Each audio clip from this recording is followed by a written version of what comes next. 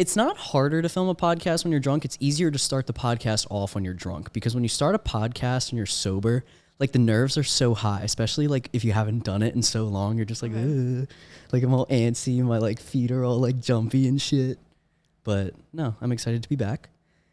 Episode 30, Hope Schneider, Duke Dennis or Kai Cenat. I don't know who those people are. Thank you very much for tuning in to the Brandon Alper Experience. It was a good episode. I'm joking. Anyway. I'm sorry. Wait, are they streamers? Yeah. Okay, I think Kai Cenat. You think Kai Cenat? I just know what they look like, and I think he has a better vibe. I agree. Well, Duke Dennis is like more of like the calm, like relaxed kind of vibe. Like he's like chill, and then Kai Cenat is like loud, screamy, like in your I like face. that. That's funny. Yeah. No, he's very funny. Like he kind of annoys me sometimes, but sometimes he's like the funniest guy I've like ever heard in my life. I don't think I've heard or seen any clips of him. I'll have to check that out. What does your TikTok feed look like? I don't have TikTok. What does your like Instagram Reels feed look like? It's like hopecore, or just cute. Like videos of babies and cats. It's like hopecore. Yeah. Oh, that's so sweet. My TikTok feed, it depends on the day. Like sometimes it's the weirdest stuff you've ever seen in your life. Like I have like the really weird TikTok feed where it'll be like the brain rot memes. The fine shit memes were huge when it would be like when fine shit like slide up on your story, so you got to act nonchalant or something like that. And then it would be like the videos of whatever his name is from Victorious, and then he just starts like dancing and shit. Yeah, those are my favorite videos like ever. But Instagram Reels is crazy because I don't know, I'm on Pinterest. That's like my main source of like memes. And I saw one and it was just like a picture of like a guy like mogging, and it was like me watching a video of a car crash on Instagram Reels at 8 a.m. God, what a way to start your day off. I don't know. I feel like that's like average, like Instagram Reels experience. It is. Speaking of mogging, it's kind of crazy like how big incel core and like incel culture and their just like words and whatnot have just taken over the storm. Like I never knew what mogging was, and then I realized, like I Googled it because I heard guys talking about it, and then I was like, mogging, what the hell is that? And it was like incels. And I mean, I've known about incels for forever. And then, did I ever tell you about the story that I wrote on incels for my English class? I'm scared, no. Okay, so I actually had to talk to a woman after this because I was like, I'm not joking, like hand to God.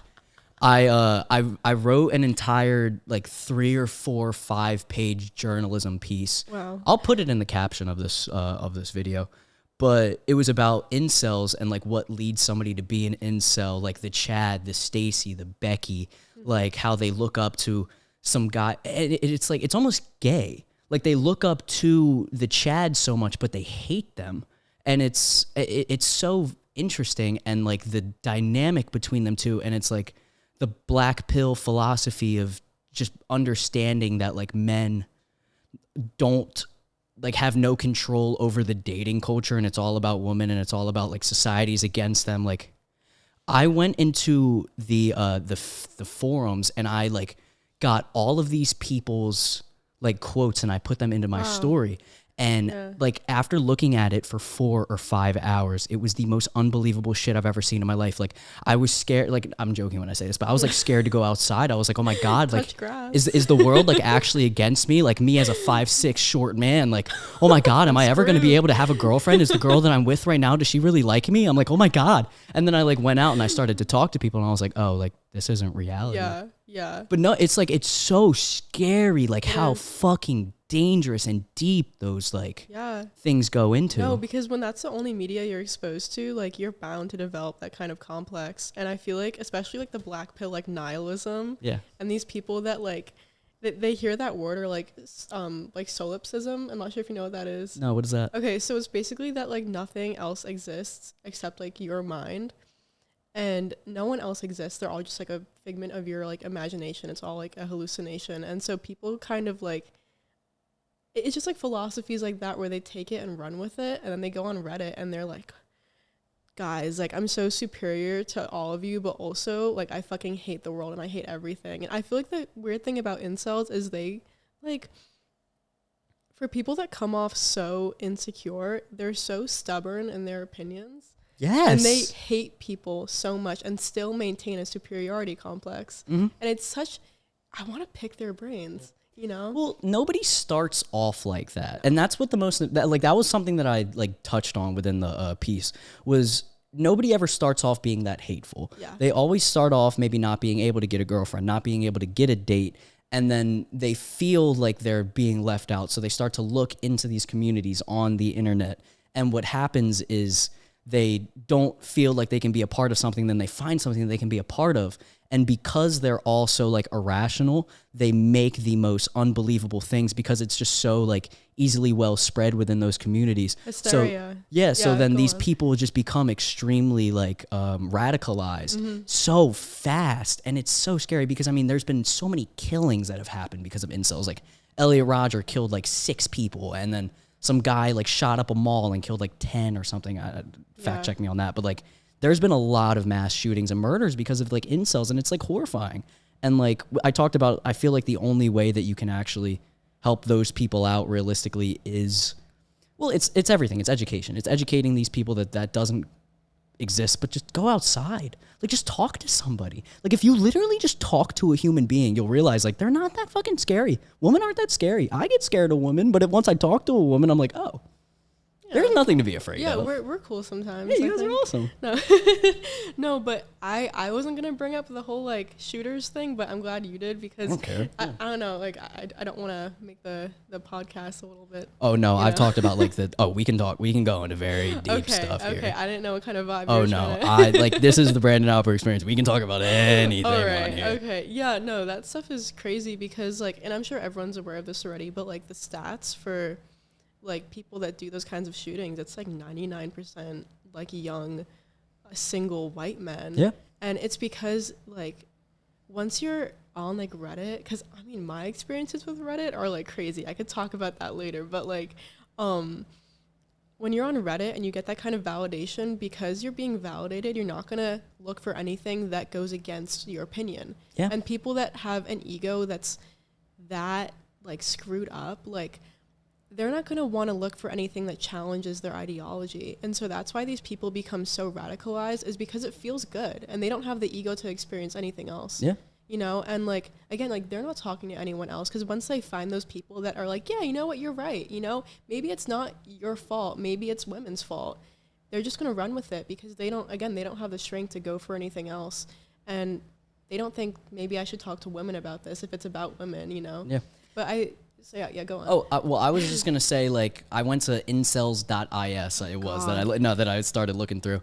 And I was looking through the rules, and there's no women that are allowed on the site.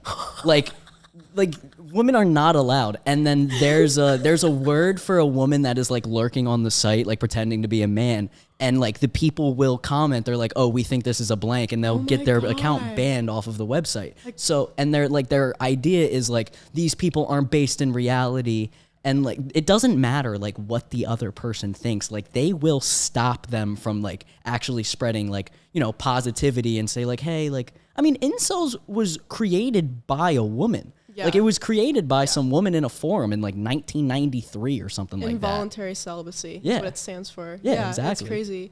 That's like the funniest version of confirmation bias I've ever heard. I know. It's like, so sad though. That's why I think being exposed to different kinds of media is so important. Mm-hmm. Like, I don't know, like, I guess it doesn't matter where I stand politically, but, like, I really try and expose myself to both sides. Good. Because I think it's so, like, it's funny because people, especially on the left, they very much antagonize the right.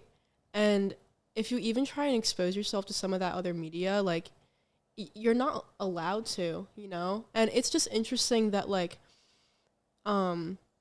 they think that if you're on the right, you're being brainwashed, but you're inadvertently brainwashing yourself as well. And I think that's the funny thing about politics, is that they will always say the other side is brainwashing you, and they completely avoid their own hypocrisy. And I feel like both sides are brainwashing, because you polarize these people. You know, you're either like some racist pedophile, or you're like some non-binary gender studies person, and there's no in between, you know? And it's funny because like something that I talk about a lot is that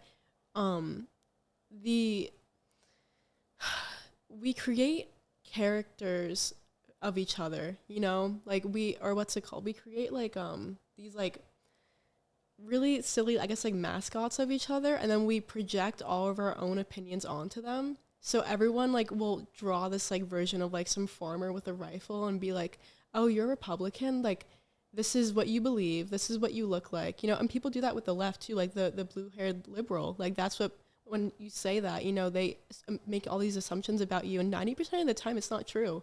And that's the thing, is like, I'm kind of ranting at this point. It's okay. Like, finish your thought. Absolutely. It's like, it's cool because I've seen videos where people ask Republicans, like, how many liberals do you think are non-binary? And they're like half of them, or like one of three.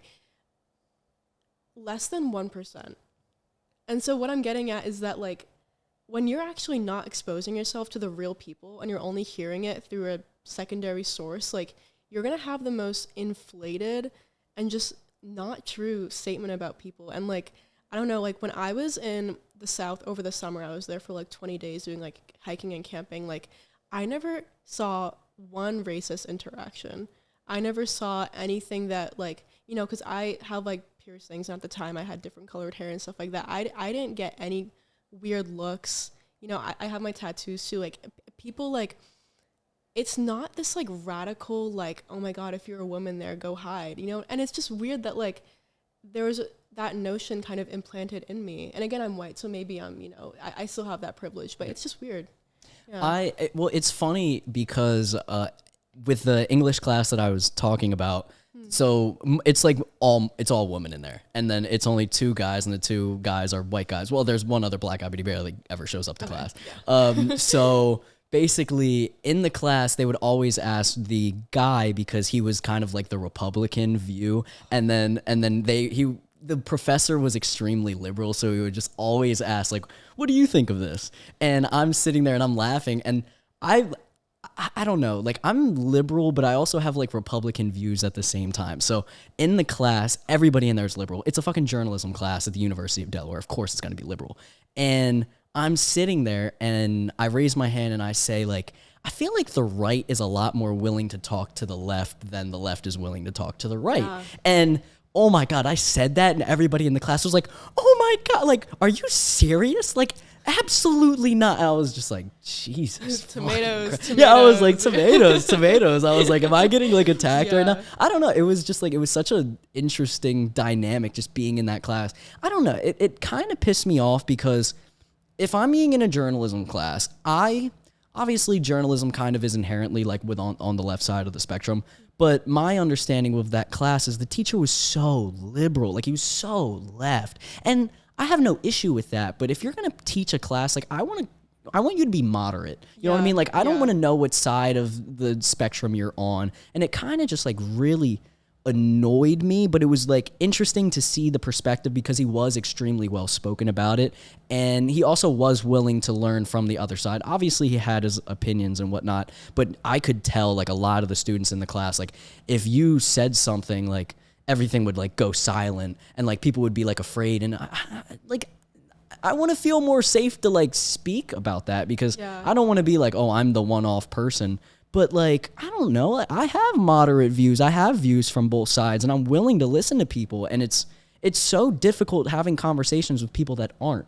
And that's why I don't like doing podcasts with people that aren't, because it's fucking difficult to talk to them. You know what I mean? Like, they're not even willing to listen. And that's one of the biggest issues that I just have with people in general is we all stand behind our own thing. I'm forced in little echo chambers, but I try to go out of my way to learn stuff from other sides. Like, my Twitter is the most random fucking thing you've ever seen in your life. Like, I'll go on Twitter and I will see the most like leftist stuff you'll ever see in your life. And then the next day, and a lot of white people that I've talked to experience this, you'll just see anti-Semitism like all over your Twitter. And I'm like, how, like, it's crazy. How, how is this so easily promoted? And it's like, it's not getting banned, but then you started to go into like the freedom of speech stuff. And it's just like, it's so scary to me. Like Dan Bilzerian was like, I would be a betting man that 6 million Jews didn't die in the Holocaust. And I'm like, how is this like so easily promoted? And these tweets have like 50,000 likes, 70,000 likes. And I'm just like, what the fuck is going on with this society right now?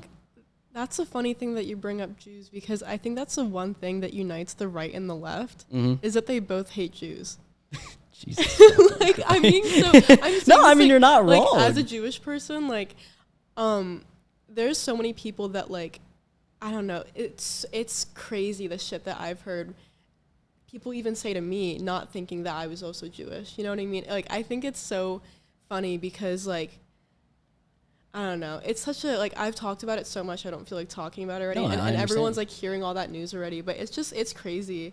Both what you were saying before, like, with, you, like, I feel like the left isn't willing to hear you speak. That's so interesting because I feel like, I completely agree, honestly. I feel like if you say something wrong to the left, they think that you're a villain. Where I feel like when you say something incorrect to the right, they see you as more, like, misguided.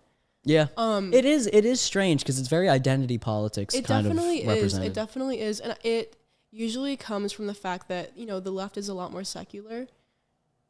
So morals are a lot more like, okay, if you're a bad person, like, you're a shit person, you're not going to change. But I feel like for the right, a lot of things are based off of, like, idolatry with, like, Jesus and stuff like that, and it's very based in the Bible. You know, that's why you have stuff like abortion rights is such a religious thing for the right. And it's interesting because they really, like, you know, I guess the things that they love to argue about the most is probably like gender politics and, like, abortion, and all of their stances are more religious. And if you have an opposing view, they say, you know, read the Bible, turn to Jesus, and they kind of blame it on you not seeing their side and not you just having bad morals. Because I'm also more, like, liberal, but I do hold some conservative views, especially when it comes to more, like, philosophical stuff. So it's, like, interesting to see the way that they react. So, I mean, my question is, and I've noticed this a lot just growing up as well, is a lot of black families are liberal. Like, obviously, like, a lot of black families are liberal, but a lot of black families are also religious at the same time. And then obviously a lot of white families are religious, but how can the black families be most of the time liberal and then the white families are most of the time conservative, but at the end of the day, like, they're just as religious as each other? Like, how can there be that separation, if that makes any sense? And well, if you have any when you insight on that. consider the way culture bleeds into religion and vice versa, like, obviously, like, I guess, I mean, Christianity has existed in Northern Africa for longer than it's been in Europe, actually, but the majority of the people that are black and are here, they're getting it in, like, the 1800s, and so it's going to be a different Christianity than it is for white people. And again, like, with cultural values, there's going to be a lot more senses of, like, acceptance and love, as you know, like, I feel like, you know, I'm not very well versed on that. I wish I could say more, because now that you're saying it, that actually sounds really interesting. But Christianity is different for every denomination and every culture practicing, even within the same denomination, just because of the way, you know, that stuff has that interplay. So obviously, with your background on religion and how much you, like, care about it, like, what makes it so important to you? Why do you hold it, like, so close to your vest? Like, what about it, I guess, like, touches you, if that's a strange way to put it? But yeah. Religion is everything. Like, literally everything. And for me, religion is a very psychological process. The two go hand in hand. And it's kind of the answer for everything. Like, religious philosophy specifically is what I'm so obsessed with and what speaks to me. And it's because it's just applicable to literally everything. And when you're very deeply religious, you see everything as God. And so I think it's something, like, the more that I've practiced, and this is regardless of what faith I'm actually practicing, like, it finds its way into everything. And it's not even something that I was doing intentionally. It kind of, like, the more I got interested, the more that kind of just happened for me. Mm-hmm. What frustrations have you had within your religious journey? Whether that's finding out what religion you stand by, or just what has just been the most angering towards you?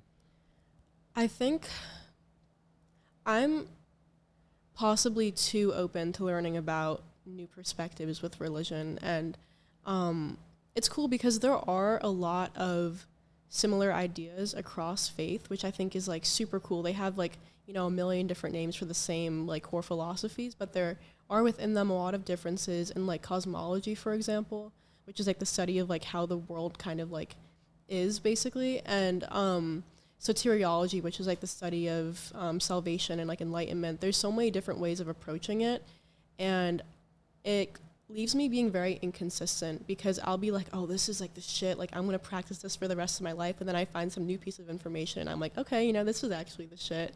And it's difficult being someone who studies it academically but also is very religious, like for myself, because I don't really have a separation, if that makes sense. Is it like a frustration? Is it frustration, or is it like a superpower being able to be so willing to learn and not just stick your feet into one thing and understand like that's all I'm going to do? Yeah, well, I think one of the biggest things for going far in religion and its study and being a good practitioner of whatever religion that you that like resonates with you is having that discipline and sticking with it. You know, this is my God, these are my rules, meditating every day, doing all that, like prayer. And it does become frustrating because I can't afford that like discipline because of how much everything bleeds into each other. And it's honestly led me to kind of create my own like conglomerate of, I said that word wrong, conglomerate of like faith, because I can't stick to one. So What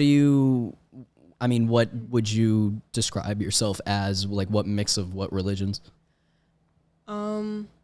well, I was raised Jewish, so, and I didn't find a lot of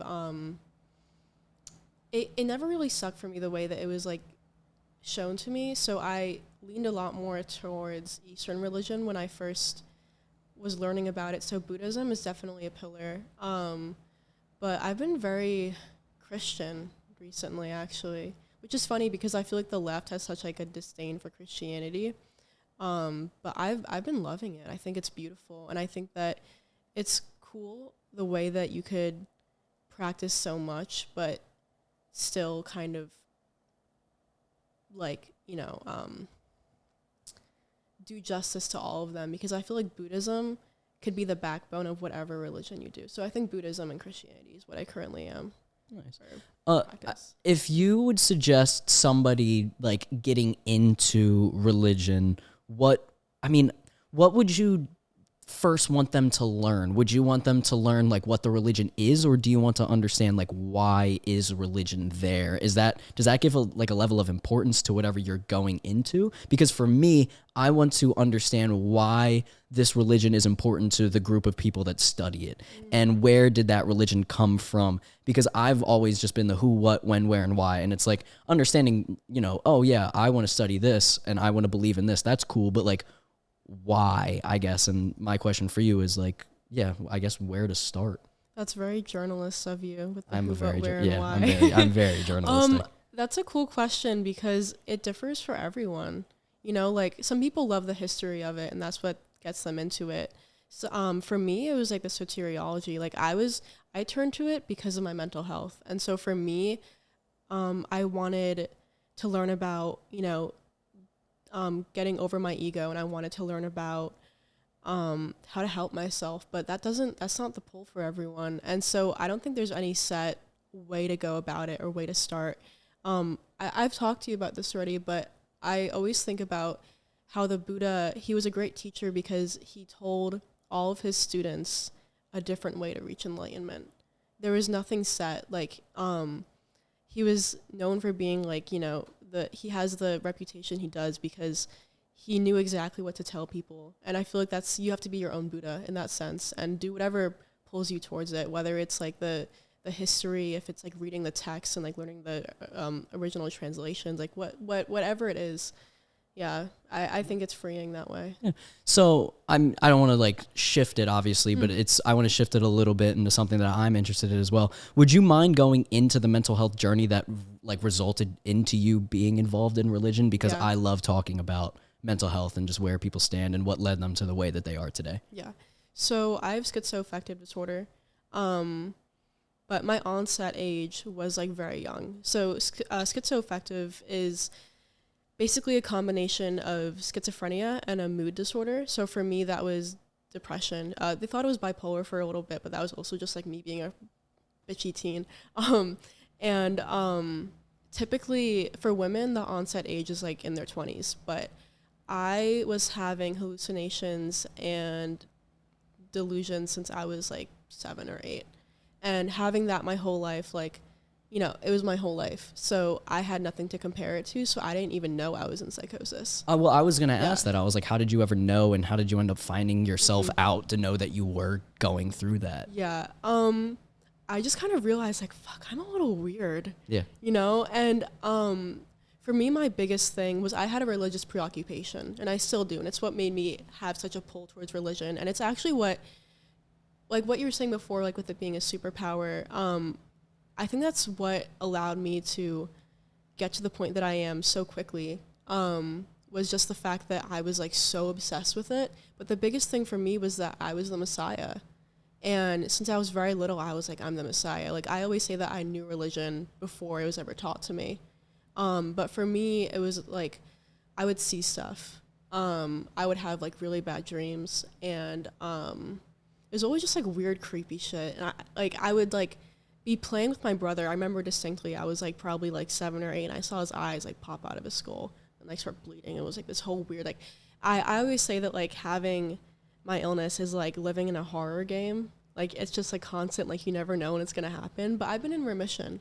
So that's good. But then when I got to my teens, I started using a lot of drugs because, I don't know, I just had to get that angst out, I guess. And then I took it a little too far.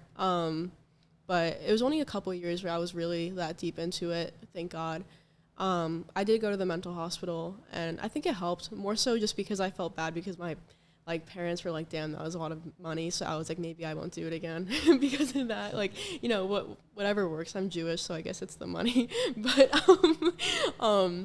yeah, but now I'm here. So I mean, there's so much stuff for me to get into, and my brain is like running fast, and I'm like, which one do I want to get into first? Yeah. I guess I want to talk about the actual delusions themselves. Like, how, I mean, can you describe exactly how they feel, and then what, I don't know, like, for somebody that obviously has never gone through that, how can you make someone visualize that and just feel it, if it is even possible for you to do that? Okay. Yeah, that's it's difficult because for me, having a delusion is not like a passive, like, oh, I think. It's like I know.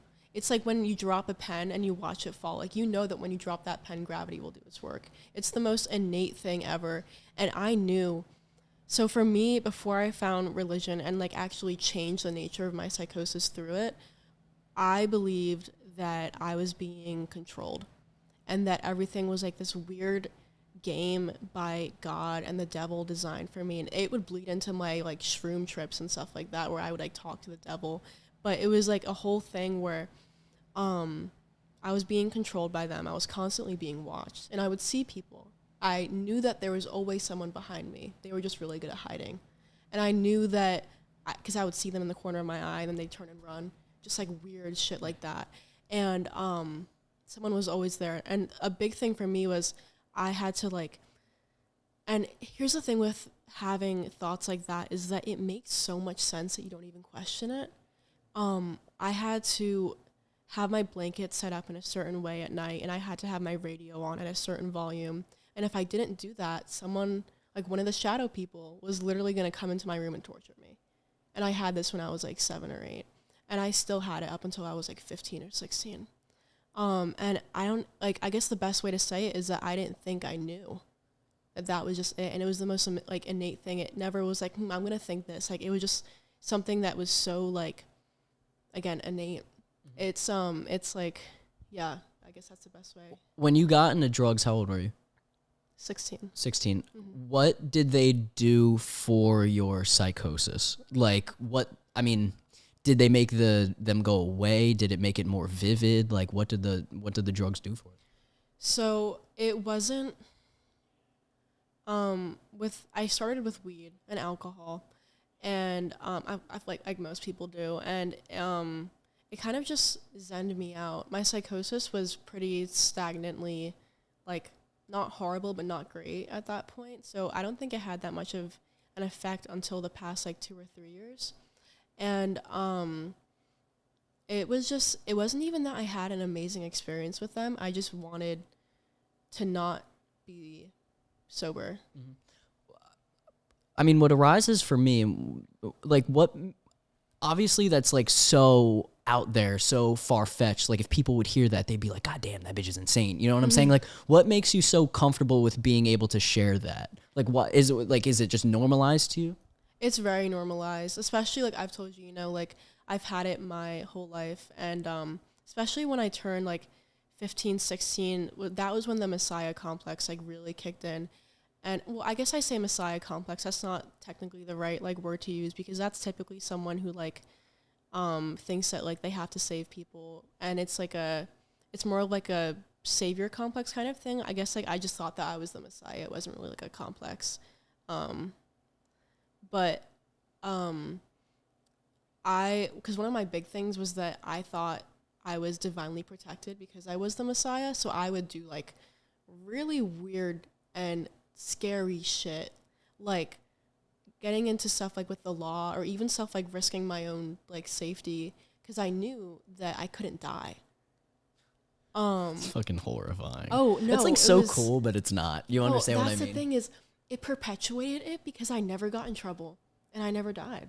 Yeah. Like I always said that I was a cockroach because I always came back, you know. And there was times like you know, I've been laced with fent, heroin, and meth on different occasions, and nothing ever happened. I've, you know, had alcohol poisoning, nothing ever happened. I've gotten into a lot of trouble with the law, but it was weird the way they just look at me and then be like, no, you're fine. I guess a lot of it's just like, you know, white privilege, but I was gonna say, you're just like a white girl. But it was stuff where like I should not have gotten away just by being white, you know what I mean? And it was like, I don't know, and it's weird because it bleeds into my spirituality too, where I do really think that like what you believe comes to fruition. And I think that honestly I was so set in the fact that nothing would happen that the universe kind of listened. And it's weird because like I don't know how much of that spirituality and how much is me just being like a whack job. Yeah. But yeah. No, that's creative. How do you think, I mean, because obviously you have like a unique look to you with the necklace, the ears, like how do you think all of that experience has like led into the way that you perpetuate yourself and that you portray yourself within society? I gave up on trying to be normal, which is like so cringy to say, but like not at all. I never had a filter, and I a lot of times came off kind of narcissistic, and I think I sometimes still do, just because I'm just so confident. And even when I like do sometimes have those days where I'm like, damn, maybe I'm being a bitch, like I still wake up and then I'm the same way the next day. And it's just because like I think I learned so early on that it doesn't matter what people think. And like trying to be normal during middle school and high school was just kind of, I reached a breaking point where I was like, this is not going to work for me. And I had such like my interests, I always went to the extreme with them. Like with religion, there was a point in time where I was looking into becoming a Buddhist monk. And you know, I like spent all my time reading religious stuff and like commentary, and it's like, you know, that stuff really, I just, there's no point in me trying to do that because it bleeds into every conversation I have. But with like how I present myself, I really am at the point where my philosophy is like, this is all a game. You know, I just like, I might as well have a fun avatar, yeah. I guess, you know. And I feel like it doesn't matter because people are going to forget me in like a day or maybe like a year if I knew them a little bit, you know, and like, it's never that deep. I'm just passing through. What does death mean to you then? Oh, you know, there is a Buddhist saying that like nirvana is like blowing out the candle. There's just like nothing after it. And I don't really believe that there's nothing like after it, but I love the feeling of like, it's like a peaceful thing. And it's just like ending the game, but I think that there's so much after death, and I believe in so much. I don't know, I used to think in reincarnation, but now I'm really thinking of like fifth dimensional ascension. So like death for me is so like, I'm not scared. Yeah. I don't know. For me, it depends. Like, I'm not afraid of death because I feel like The only time that I'm ever afraid of death is if I feel like I'm not doing more than enough with what I'm doing with my days. Okay. And it's like if I die without being able to like be proud of myself, if I just randomly got shot in the side of the head and it's just like boom, I'm done. Like I'm going to find a way to be angry. Like if there's an afterlife, even if there's not an afterlife, if I'm a gust in the wind, that gust in the wind's going to be like strong. Like I know that for a fact. Like I just know it'd be like, I will be mad.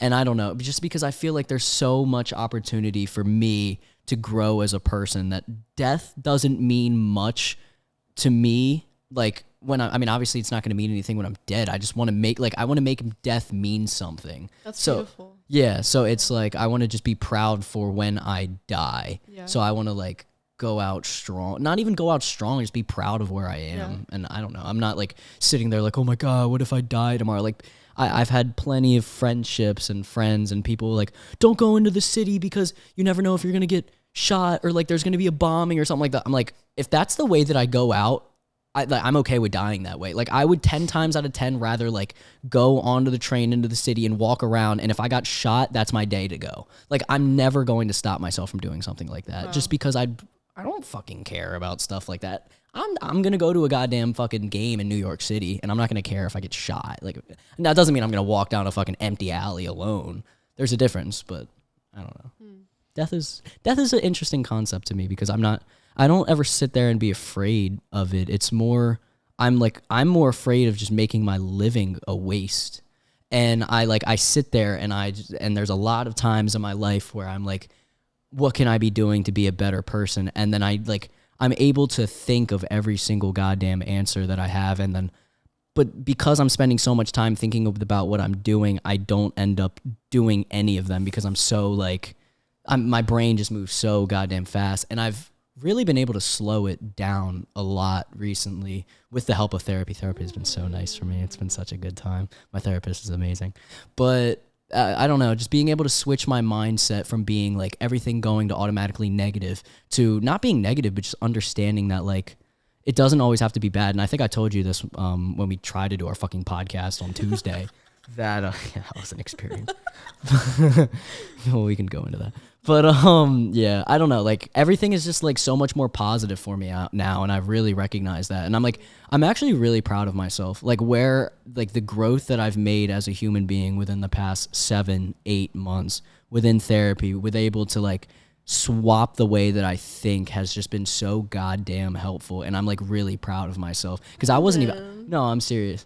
Like, I'm dead serious. And, like, that, I don't know, just speaking about death makes me appreciate life a little bit more, if that makes any sense. I don't know. And just, like, being able to appreciate little things. Like, don't get me wrong. I'm always a, like, eternal optimist. I'm always going to think, like, even though I can be negative, like, I'm always going to think, oh, this situation can be better, all that kind of stuff.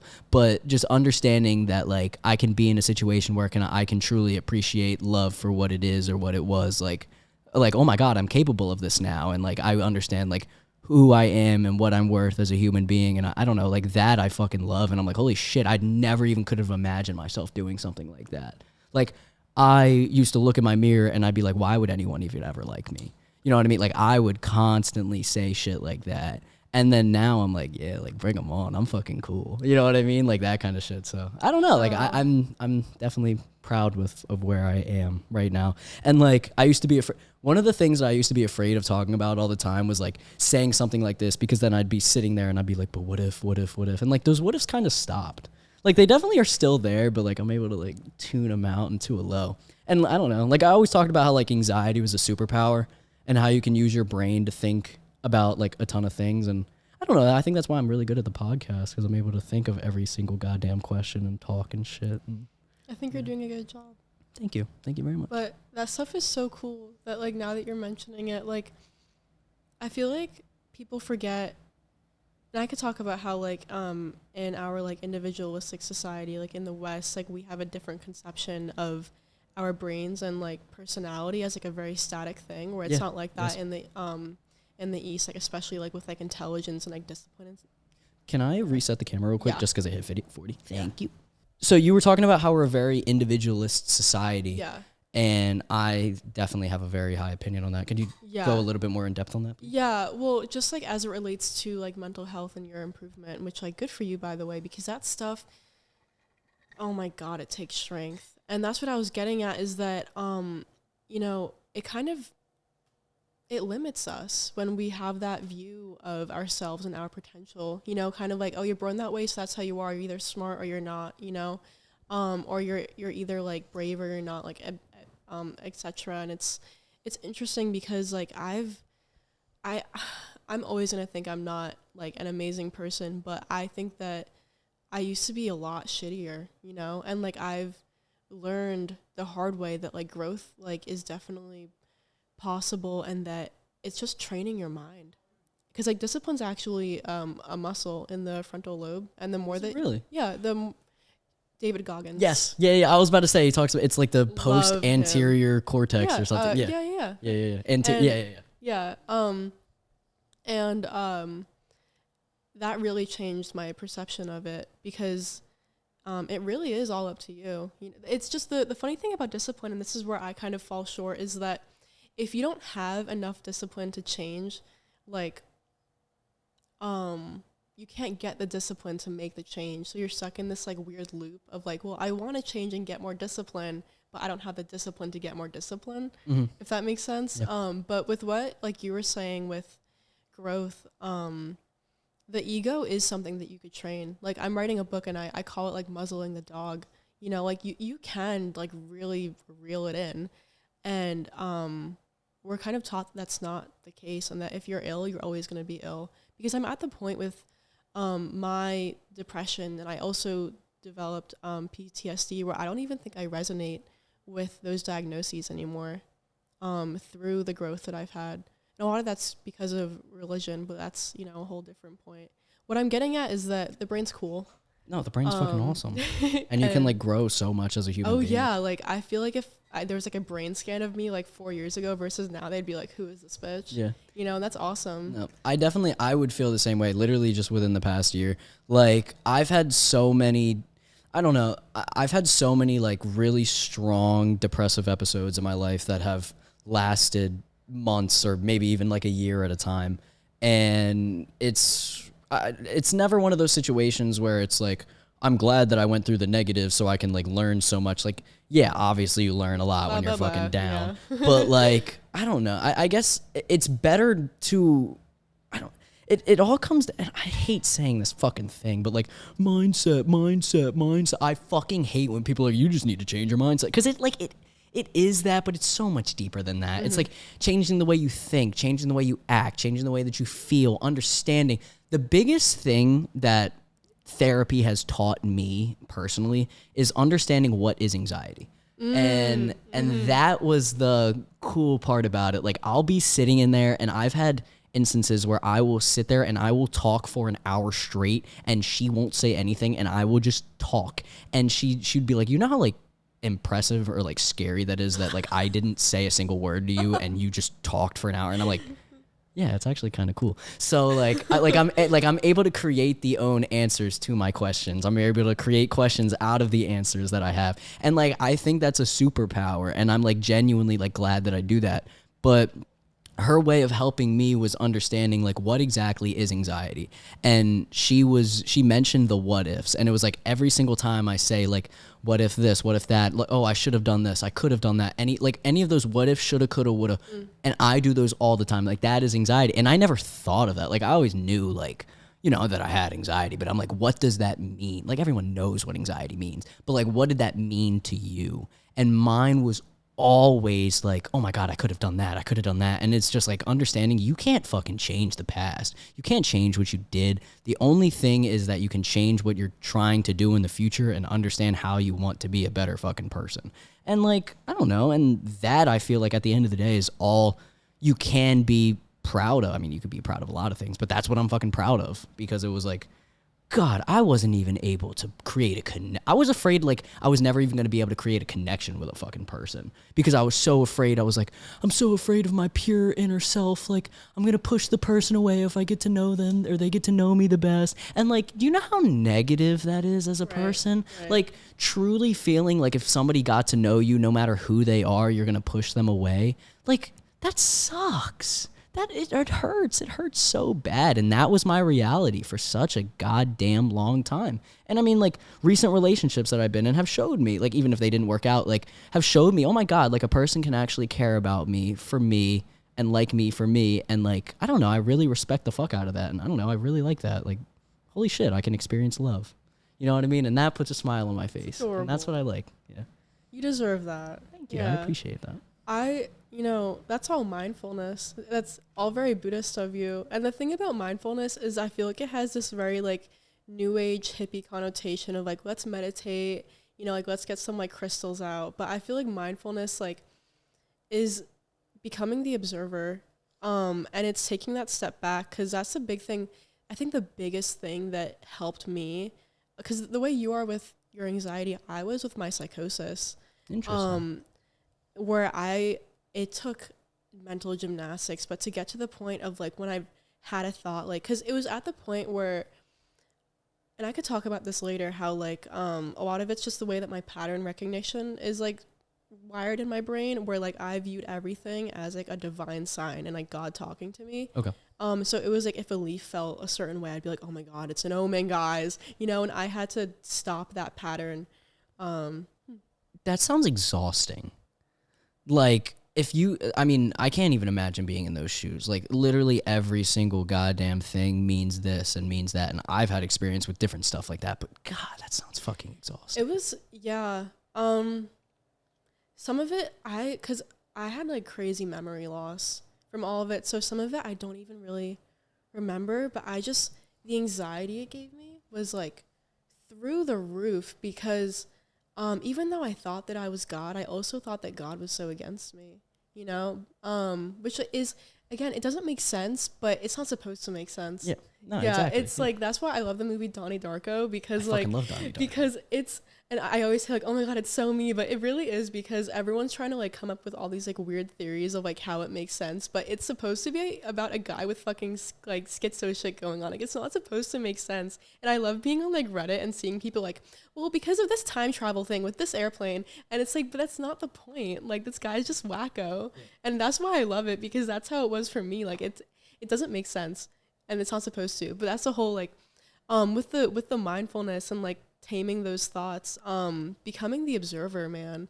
Like, sitting back, and I love to just hear my thoughts, and then I get to sit back and be like, wow, this bitch is crazy. Mm-hmm. And over time, like, there was a book I read, and I wish I remembered what the book was, but it was just like, just sit back and laugh at it, you know, and just realize that you're being kind of silly. Yeah. No, like, and actually, that definitely translates like with anxiety as well. Like, just kind of sitting back and be like, dog, what are you talking about? Like, no, they don't hate you because of the way that you stuttered. You know what I mean? Mm-hmm. Like, it's so, oh my God, I would think shit like that all the time. Literally, yeah.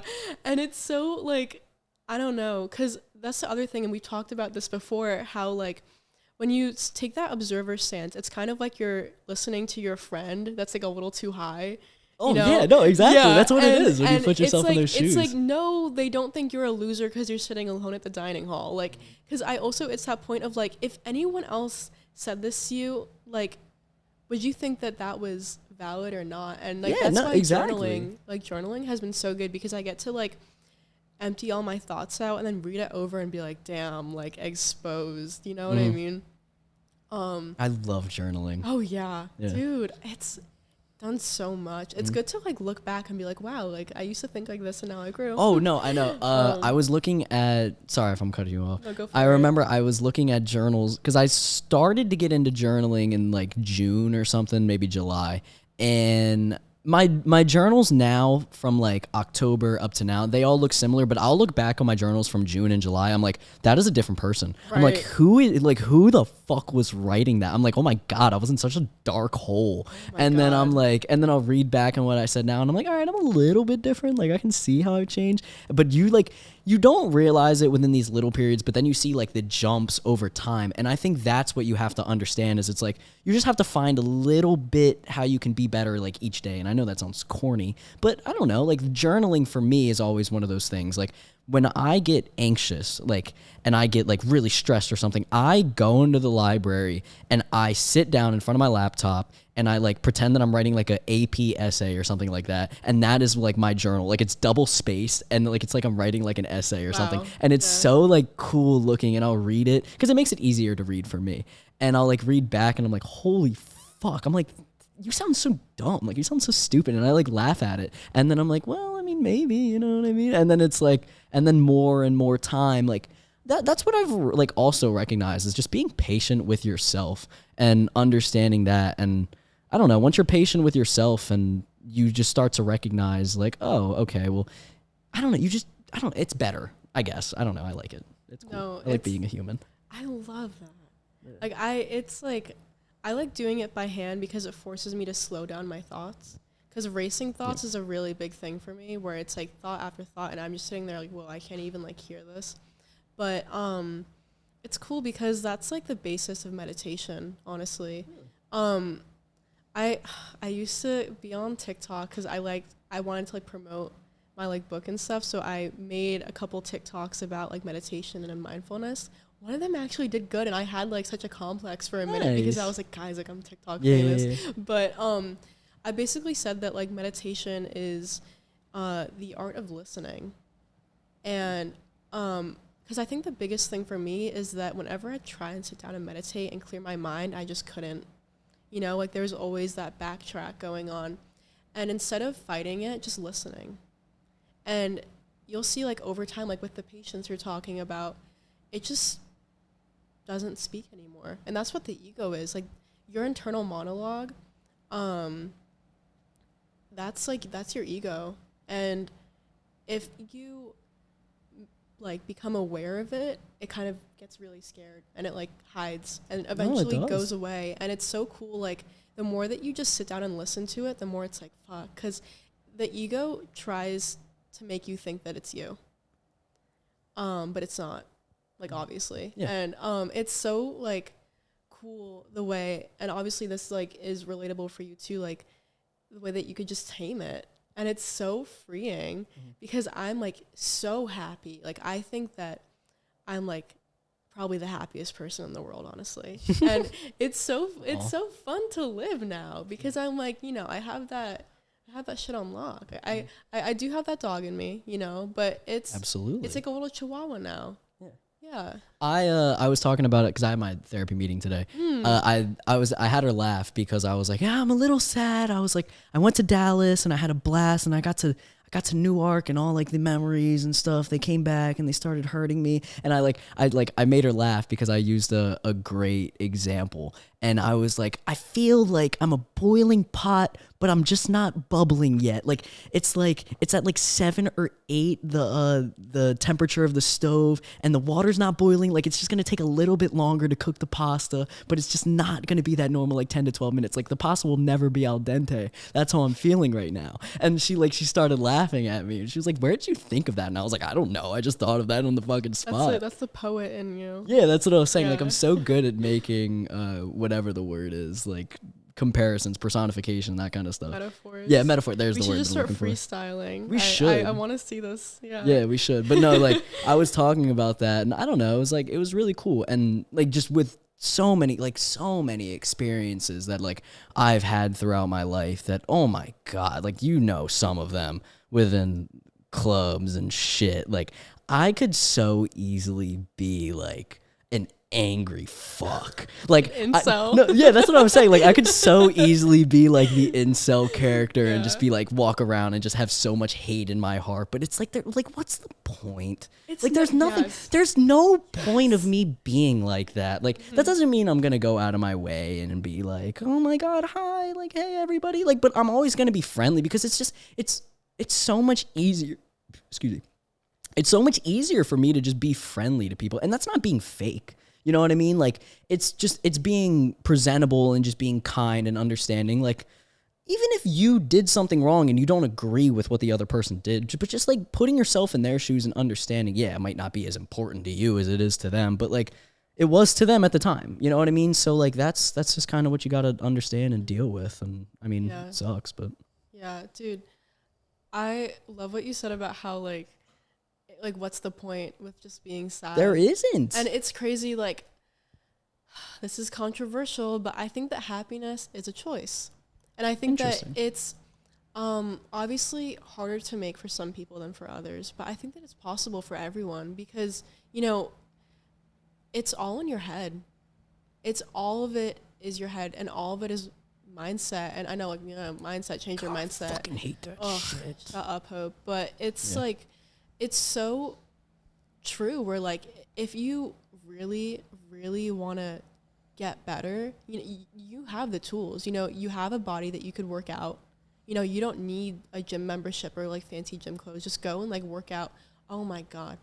Running is the closest to enlightenment I think I've ever gotten. Runner's high, I feel like fucking Lao Tzu. Like, I feel like a Tibetan monk, man. After a good run, I'm, like, by the reservoir, and I come, like, down the hill, and I'm like, oh, my God. Like, I feel like I'm, like, peaking on shrooms. It's crazy. But what was I even saying? Happiness is a choice. Yes. And yeah, that's where we're at. I just get so passionate. No, it's cool. I like it. But, like, it really is, like, if you, like, you could train the mind, you know, and I'm saying this as someone that, like, had chronic psychosis and depression. Like, I just reached a point where I was like, what the fuck am I doing? Like, this is cringy. You know what I mean? And I'm not gonna lie, like, I did get on meds too, and that helped a lot. Oh, absolutely. But you just have to, like, resistance, man. Like, if you're resisting, like, you gotta just surrender to it. You have to say, like, here it is, you know, this is what I'm dealing with, but be stoic about it. You know, Marcus Aurelius type shit, crack open meditations by him. It's cool, I guess. I got it on my desk counter in there. Fuck okay. Yeah. Okay. And, you know, just kind of realize, like,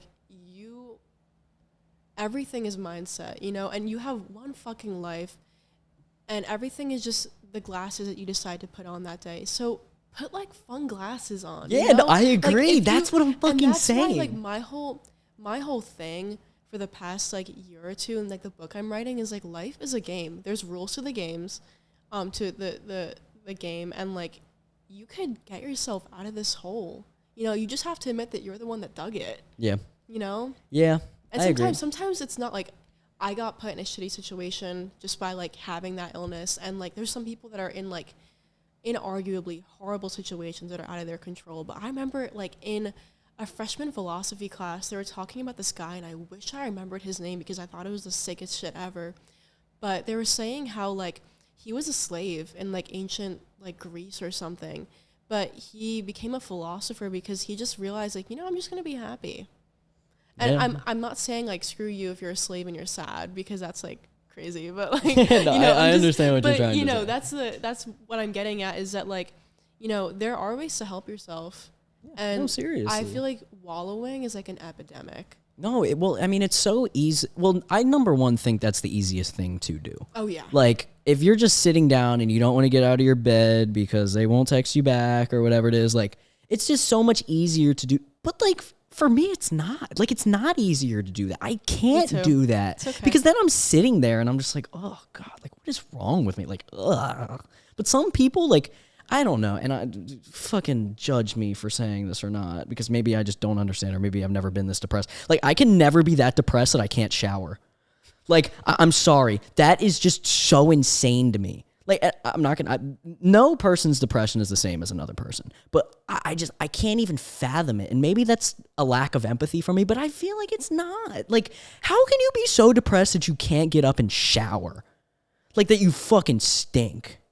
Who wants to stink, man? I don't want to stink.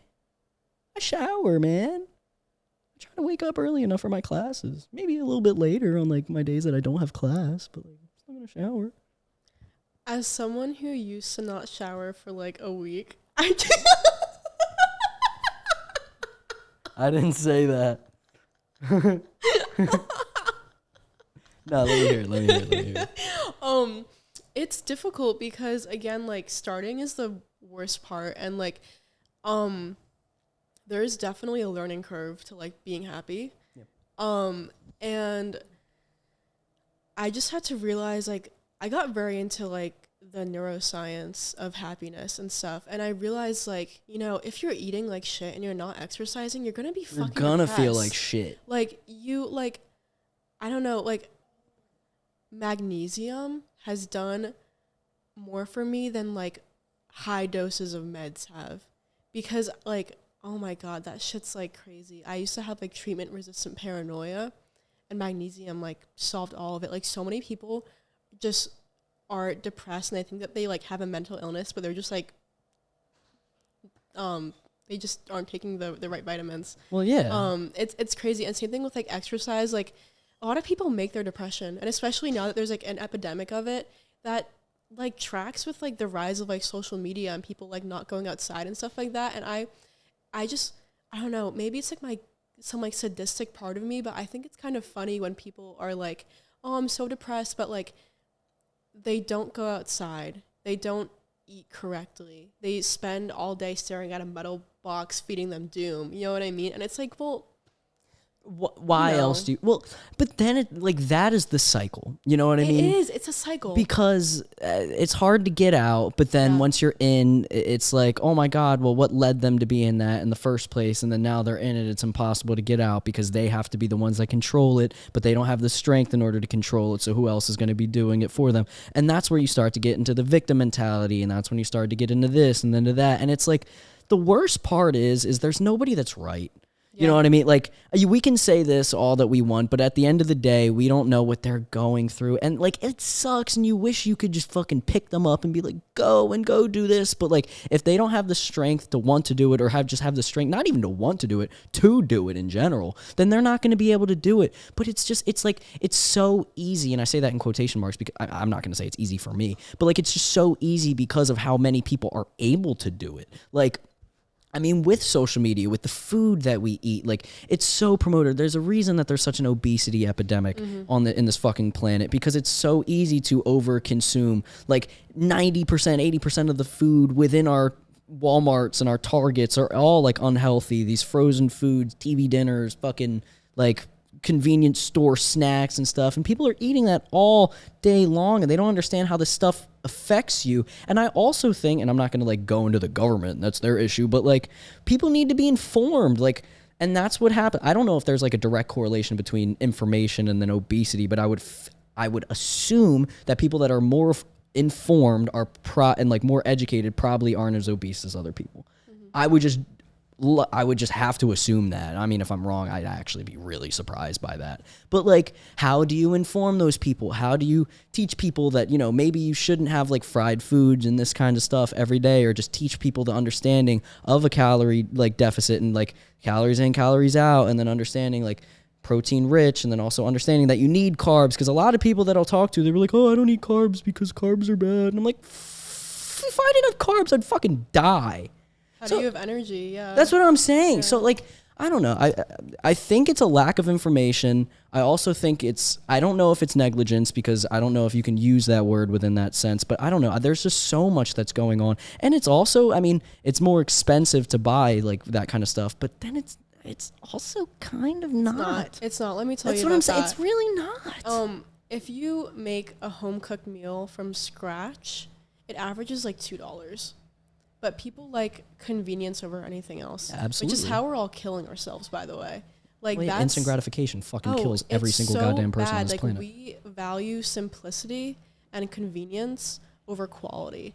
And it is literally killing us, because if you get the carrots and you get the chicken broth and you get all the other vegetables and the seasoning, if you make like a full meal that could serve 6 people, it's like $10. And people would rather drive themselves into the ground and like poverty and stuff, because they just want to go to Chick-fil-A, which at the end of the day, like, it's gas. Chick-fil-A is pretty fucking good. We can't lie. I know. I love Chick-fil-A. Chick-fil-A sauce is insane. Chick-fil-A sauce is so good. Yeah, but I am obsessed with that stuff. I think it's so interesting how, like, we do everything, but just the stuff that's the hardest to do. You know, like, we'd rather become, like, obese and, like, poor than just do like a full home cooked meal. But it does take time, and some people don't have the time to do that. That's what I was gonna say, and I don't want to give people like I want to give people the benefit of the doubt and understand that it is convenience over you going to Chick-fil-A, you going to McDonald's to get that, because it does take time to cook chicken, rice, broccoli, chicken thighs, your soups, and all that kind of stuff. And like forget about the taste of it itself. Like it does take time. Like if I were to make a meal right now, I probably wouldn't be done for the next like 30, 45 minutes, but I can walk the fucking Wawa. Well, I mean, if a Wawa was closer, but I could walk to the halal spot right there, spend $15, and I got a meal in 5 minutes. You know what I mean? And then that's also probably shitty food like for you. And I don't know. It's convenience over everything. But that is the issue.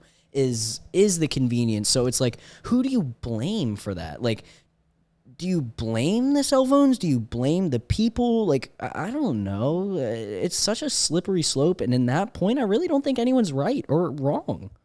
I think, well, that's the thing is, like, with the cell phones, like, you could say some people don't have the time, but a lot of the people, like, if you check their screen time, it's like 4 or 5 hours. And they could say, oh, I don't have the time, but you do.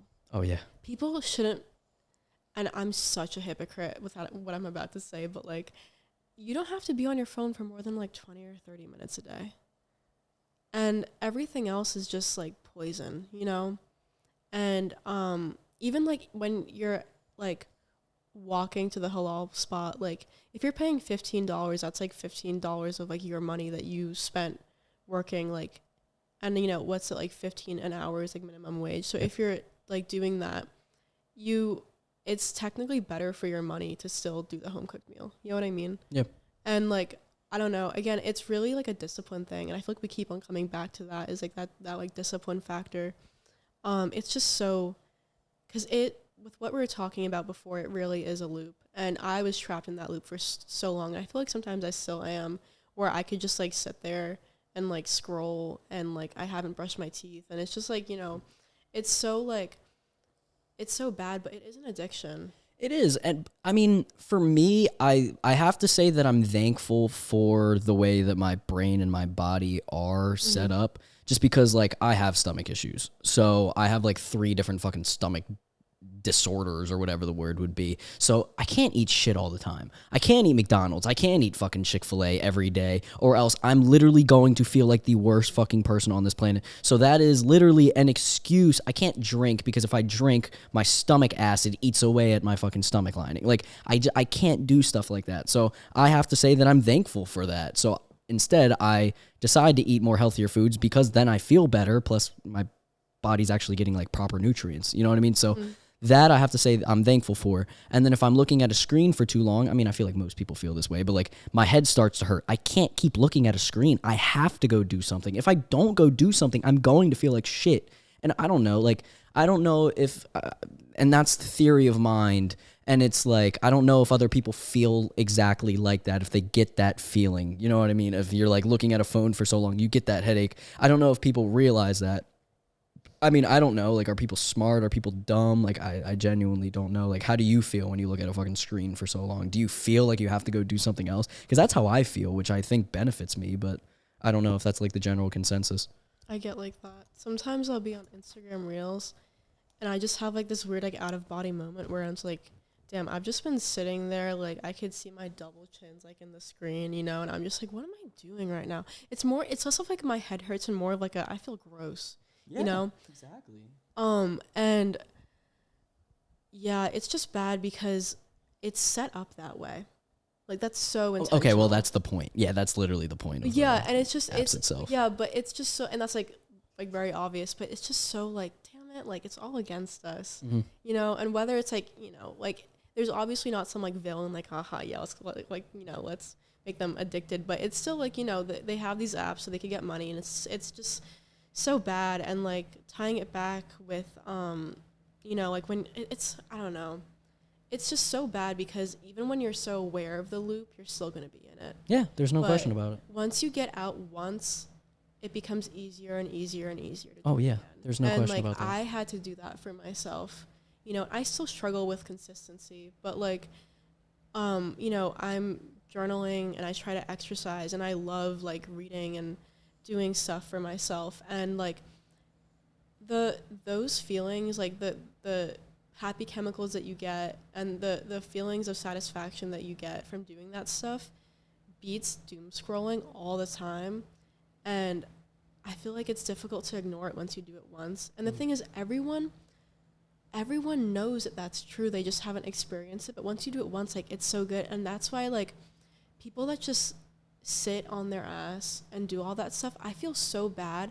But also, like, you're doing it to yourself, man. And it's just difficult because part of me, like, I want to, like, shake them and be like, you know, like, you're creating this for yourself. But part of me is like, yeah, me too, you know? Well, yeah, and that's what I'm saying is, like, you can't create too much blame on the other person because that's the way that the system is against them. But then it's also, you have to expect, but then, like, that's the wrong word to use because you can't expect other people to get themselves out of it because it's what's forced upon them. So it's such a, like, you almost have to be, like, you have to be the person to pull yourself out of it to understand, like, oh my God, this is bad. And you know, that kind of also comes down to, like, you could bring a horse to water, but you can't make it drink. I don't know if that's the saying. Yeah, and, like, that's kind of how I feel. Like, I remember I've had people, I had this, like, really weird period in time. I've talked about it a ton.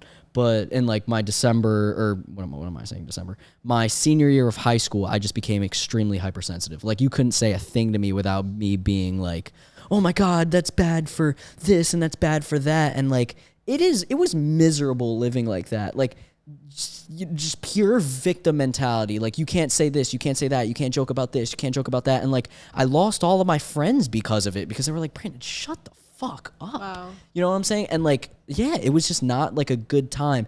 And then over time you start to realize, you're like, oh, and then you start to come into yourself. And then, you know, if people are patient enough, you start to get your friends back. You know what I mean? Like, and if they truly understand that and you apologize. And that's another thing that I've realized is, like, yeah, I get frustrated. Like, I'm not gonna lie, I'll get frustrated if I apologize to people, but not in the sense of, like, oh my God, I wish I never did that. I'm like, God, like, I have an issue with, this is just going to touch into, like, a completely different topic, but, like, I've had an issue with, like, masculinity for, like, a lot of my life.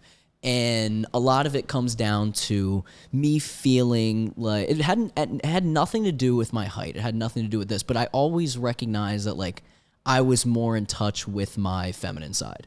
Like, I was always, like, more of a feminine person, which, I mean, we talked about this the other night, but, like, I've always been more in touch with my emotions. I liked showing my emotions because I felt, you know, it was easier for me to create connections with other people, but it was more of me forcing it rather than me legitimately feeling the emotion that I was feeling in the moment. And I was trying, like, oh my God, I'm in touch with my emotions, but it was me making myself feel like how I should be feeling in that moment rather than how I'm feeling. And I kept doing that in so many different friendships, situations, relationships, and I would always, like, psych myself out. I would get, like, headaches whenever I was in relationships. I would get headaches whenever I was, like, with my friends because I was like, why am I acting like this? But, like, this doesn't feel right, but this is how I should be acting. And it's like, if somebody's, like, truly your friend and they like you for who you are, they don't want you to pretend to be that. And then, I don't know, like, the whole thing also with masculinity was I was always so afraid to show that level of vulnerability to other people because it was like,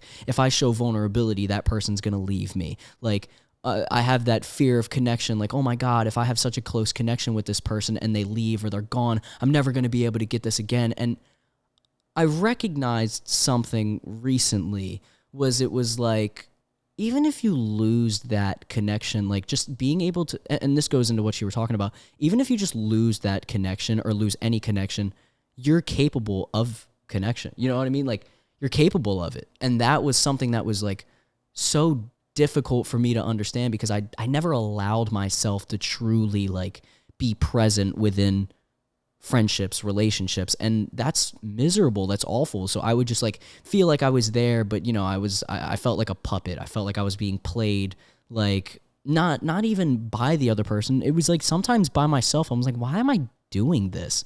And it was like, because this is what you're supposed to be doing. It's like, that's not fucking, like, that's no way to live.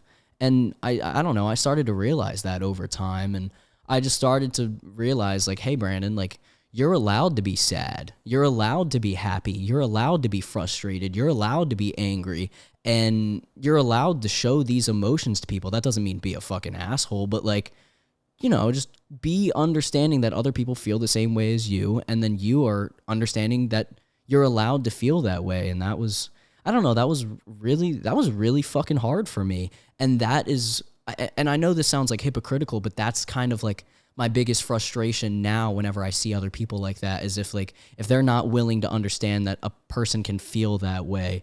And that is what really fucking bothers me, is when I'm talking to somebody and they're like, I don't know why they're like angry. I don't know why they're this, or he shouldn't be acting like that. It's like, dude, there's so much shit that like goes into what makes a person act the way that they're doing. And we talked about that the other night, where it was like, because of all these situations that led up to that moment, that is what caused them to do that within there. And like, there's no like specific instance that I'm talking about, but I don't know. Like, I hate people that just like are afraid or just driven purely by ego and don't allow themselves to like truly be who they are. And that's how I've been able to create so many connections with people, is just understanding that like, be yourself, dude.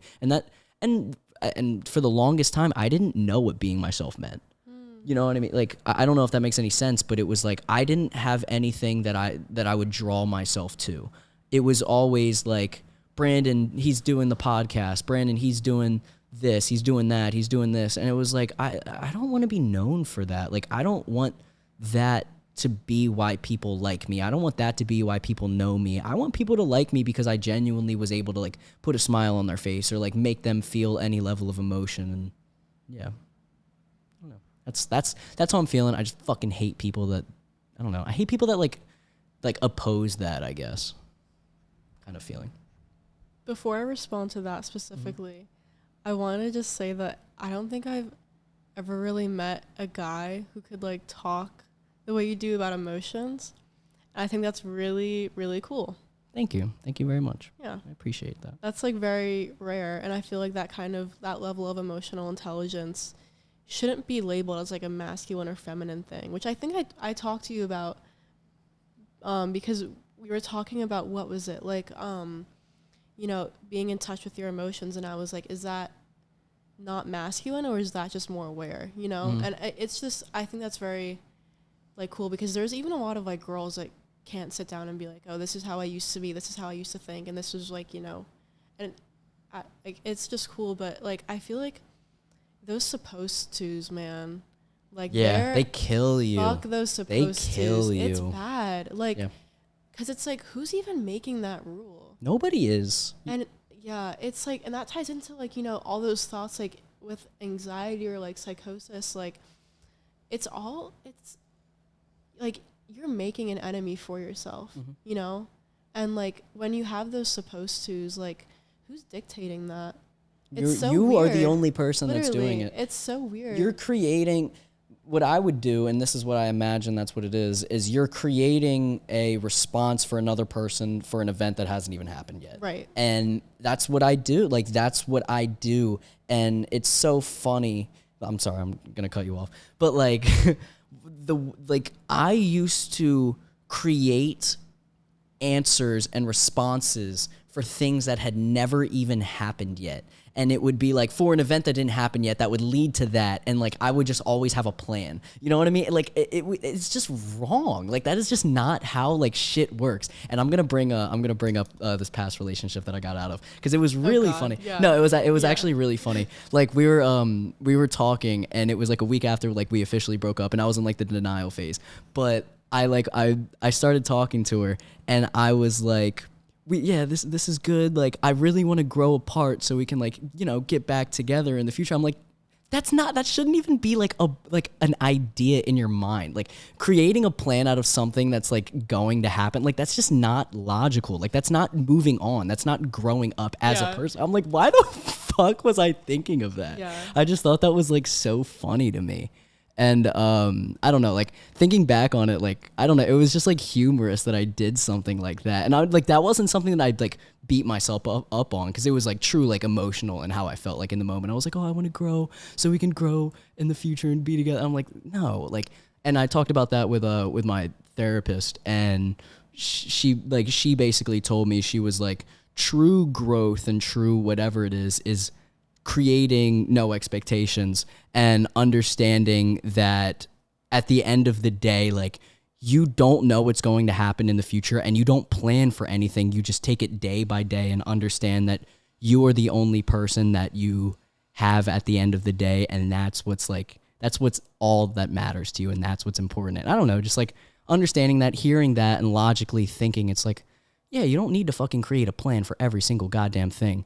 And there is certain things that anxiety is really helpful for, but that is not one of them, because you're literally going to drive yourself insane because you're preparing for something to, like, I was like, oh yeah, we can like, we could break up now, and then in like May or something, we can like be hopefully grown enough together or like apart so we can like get back together. I'm like, then you're not, like, you're literally growing enough to prepare yourself for something for the future. Like, that's not how fucking growth works. And I don't know, like, it's still hard to recognize that, but just like, I don't know. It's just dumb. Like, it's just funny, like, thinking of that, but that's what, like, the hopeless romantic in me imagines, and that's just not realistic. Like, true enlightenment, true growth is just understanding that you need to take everything day by day, allow yourself to feel the emotions that you're going through, and then just learn from who you are, and then that's how you move on from situations, and that's how you just become a better person, and understanding what you did was wrong, understanding what the other person did was wrong, and then just moving on and knowing that you never want to experience something like that again, and knowing how to deal with your emotions when you're like in a situation like that again. So I don't know, it was definitely cool. I liked it. That was really cool. Thank you. I'm a serial planner. You're a serial planner? Yeah. Yeah, and it's funny because my boyfriend's always like, Hope, like, you'll plan for stuff in 5 years, but you don't even consider what's going on in like 2 minutes. Same. And it's so funny because that was like a slap in the face, like in the best way.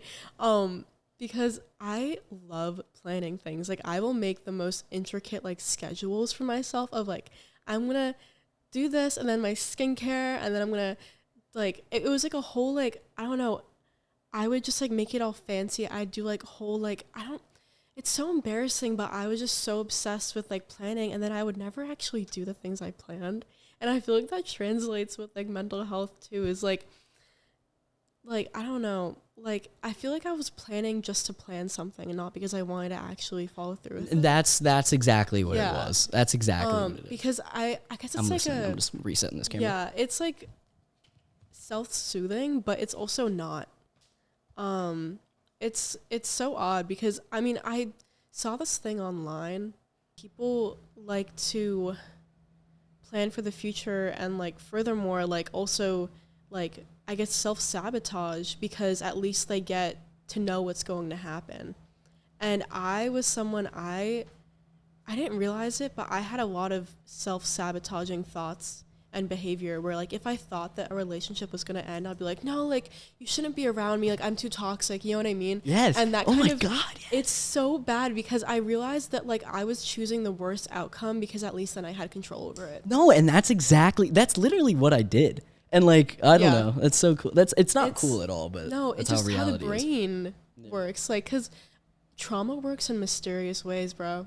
And it's crazy. Like, there's things, oh my God, like, it's like weird. I didn't realize, I guess, like with my sex life, there's a lot of stuff that I didn't realize was like so because of trauma until I sat down with my therapist and I was like, hey, like, you know, I said all this stuff about like, you know, just like a lot of that part of my life.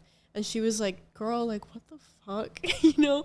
And I kind of realized like, wow, like I do this because of that and like, et cetera. And it was just weird how like, I always think like I'm so obsessed with psychology. I'm still a psych major, but I think that like it doesn't apply to me for some reason. Like I'm above it. Like, you know, that like, yeah, like that happens to everyone else, but why would it happen to me? And it's like, no, girl, like you're still sexually traumatized. You know what I mean? It's like it's so funny that I thought I was above that, but I guess that's just like the human condition. No, it's the definition of the human condition, and that's how like that was one of the situations that happened with my most recent one was oh my God, I let her know. I was like, I'm a self-sabotager, so if I end up saying like rude things or if I end up saying something that like tries to get me out of this relationship, I promise you it's not me. It's just like me freaking myself out. It's my anxiety getting like extremely bad, and I'm probably going to end up doing this if like there's any level of uncertainty. And there obviously there was a lot of levels of uncertainty, which I don't blame either of us. That's just kind of how the cookie crumbles.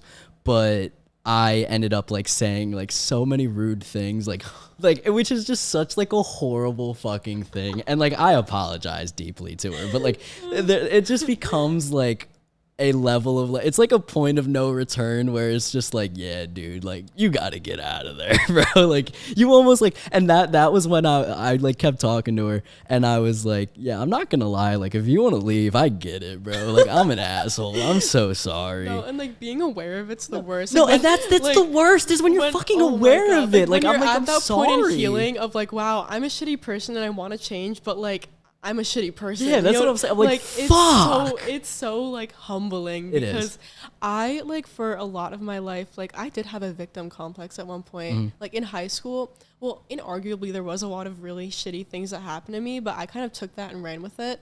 And in the past like maybe 2 or 3 years, like since college, I really had to sit back and be like, there's always two sides to a story. It always takes two to tango. Absolutely. And where can I improve myself to stop myself from getting into these kinds of situations? And even when I was like being abused, like you know, it happened because I let it.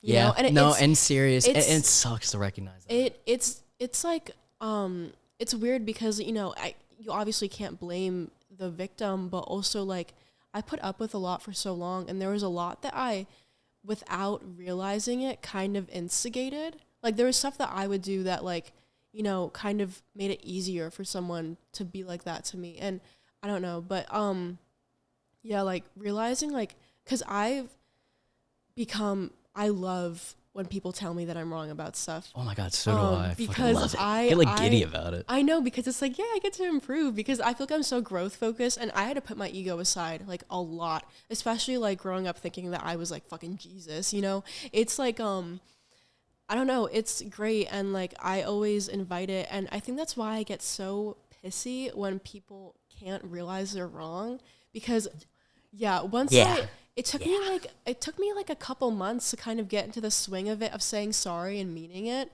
and like now like I really try and see, you know, all the sides of the story, and it's gotten to the point where like I would get involved in drama that I wasn't originally a part of because my friends would drag me into it. And this happened on 2 occasions actually, where people would just be like, Hope, like you're super rational, so we need you to be part of this, so like judge this. And it's like, damn, if that's what healing means, then let me just be ill again. You know that's what I'm saying. It sucks. It was so much easier to be like sad. It's so much easier to be depressed. Then it's like, at least you know you don't have to like grow, you know? Yeah, exactly. Fuck that. That's so, it takes work. Forgiveness. You know?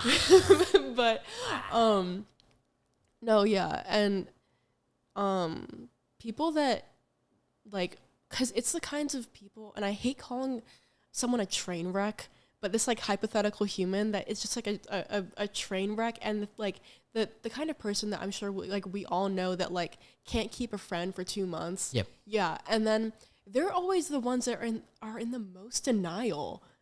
And it's like, how do you, and I know it's like, because, you know, if they did choose to reflect, it would be like the floodgates opening, because they have a lot of shit to work through, and it really is like a trauma thing. And it's so easy to recognize that like when someone behaves that way, that they are just really hurting inside. But it's also like, man, like patterns are so important. Mm-hmm. Well, I think the most important thing is actually recognizing the patterns. And once you recognize the patterns, it's also what leads you to doing it. Like, I mean, I talked about how I was talking about the rude things, but usually I have to be triggered in order to get that. And like one of my biggest triggers is like mixed signals, a level of uncertainty. And when I feel scared, I feel like I have to defend myself, and I feel like I have to attack. And that's just the way that like I was born, and that was the way that I was raised. And I start to do like unhealthy defense mechanisms, and that's what come out. And like, I'm not proud of myself for that, but I also allowed myself to deal with mixed signals for so long. And when you do that, it's more and more, and you start to become extremely like hypersensitive to stuff like that, and you just start to think everything is against you. You start to lose trust for the other person, and it sucks because you do recognize that the other person is trying their best and they're doing their best and they're like really trying to be better and as good as they possibly can. But like at the end of the day, like if they're not able to satisfy that need of certainty of like the proper level of love and just being there, then like it's really hard to beat past that, like whatever, like those triggers, you know what I mean? And that's what I've recognized, especially, is just like, even if somebody, like, even when someone is trying their best, and I talked about this today, is even when someone's trying their best, sometimes their best isn't just good enough for you. And that's what really fucking hurts. And that sucks, because you always want to give the benefit of the doubt to a person, even if you are the eternal optimist. Like, the brain and the heart and the gut always know what is good for you and what isn't. Yeah. And sometimes you pretend that it's not there because you just want to appreciate what you have in the moment, but that's when you start to get those little tingly feelings in your gut, and you're like, oh, I don't know if I want to do this, and that's when the stomach starts hurting, that's when the headaches start coming, and I don't know, like, that, especially, like, all those, like, instances and all those circumstances really just taught me, like, my worth. And it's not putting the other person down, because every single person has, like, a certain level, like, one person can be great for somebody but be the worst person on the face of this planet for another person. And like, that's what you start to realize, especially at dating at this age, is it's such like a weird complex. Like, you'll hear somebody was like the worst fucking human of all time to somebody, and then you'll talk to them, and then you'll just like be like, oh my God, how did that person ever do that? Like, they're so kind, because they fit in and they're like fucking Tetris like boxes with one another. And it's like, I don't know, it's very strange once you start to actually like learn the ways and the reasons why people connect and what makes them connect, and just like,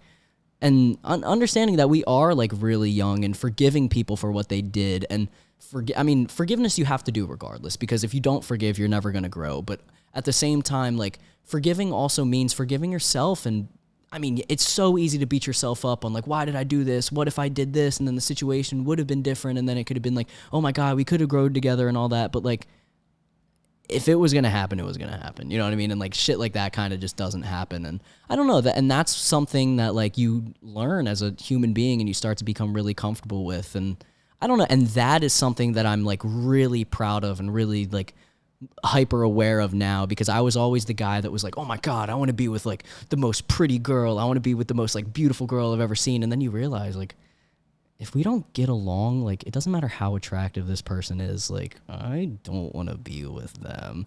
And then energy speaks. Yeah, it really does. And I don't know, like, you just start to learn what's good for you and what isn't good for you. And that doesn't mean you hate the other person if it doesn't go good. And you always speak good about them. Like, even if I'm no longer friends with somebody, no longer in a relationship with somebody else, I will never speak a bad word about any of them unless they did something like intentionally to hurt me or another person. And nobody that I even know, for the most part, intentionally does anything wrong. Like, intentionally like does stuff to hurt the other person. It's usually always from like a place of trauma, and I'm a very understanding and very forgiving person. That doesn't mean I'm going to be like, oh yeah, keep doing it. But like, I don't know, I'm a very understanding and I'm a very forgiving person. So unless they were like legitimately going out of their way to cause malice or harm, then I can forgive a person. I can understand where they're coming from. I love that. I think that puts you in the top like 1%, honestly, because I feel like it's so easy to just talk shit.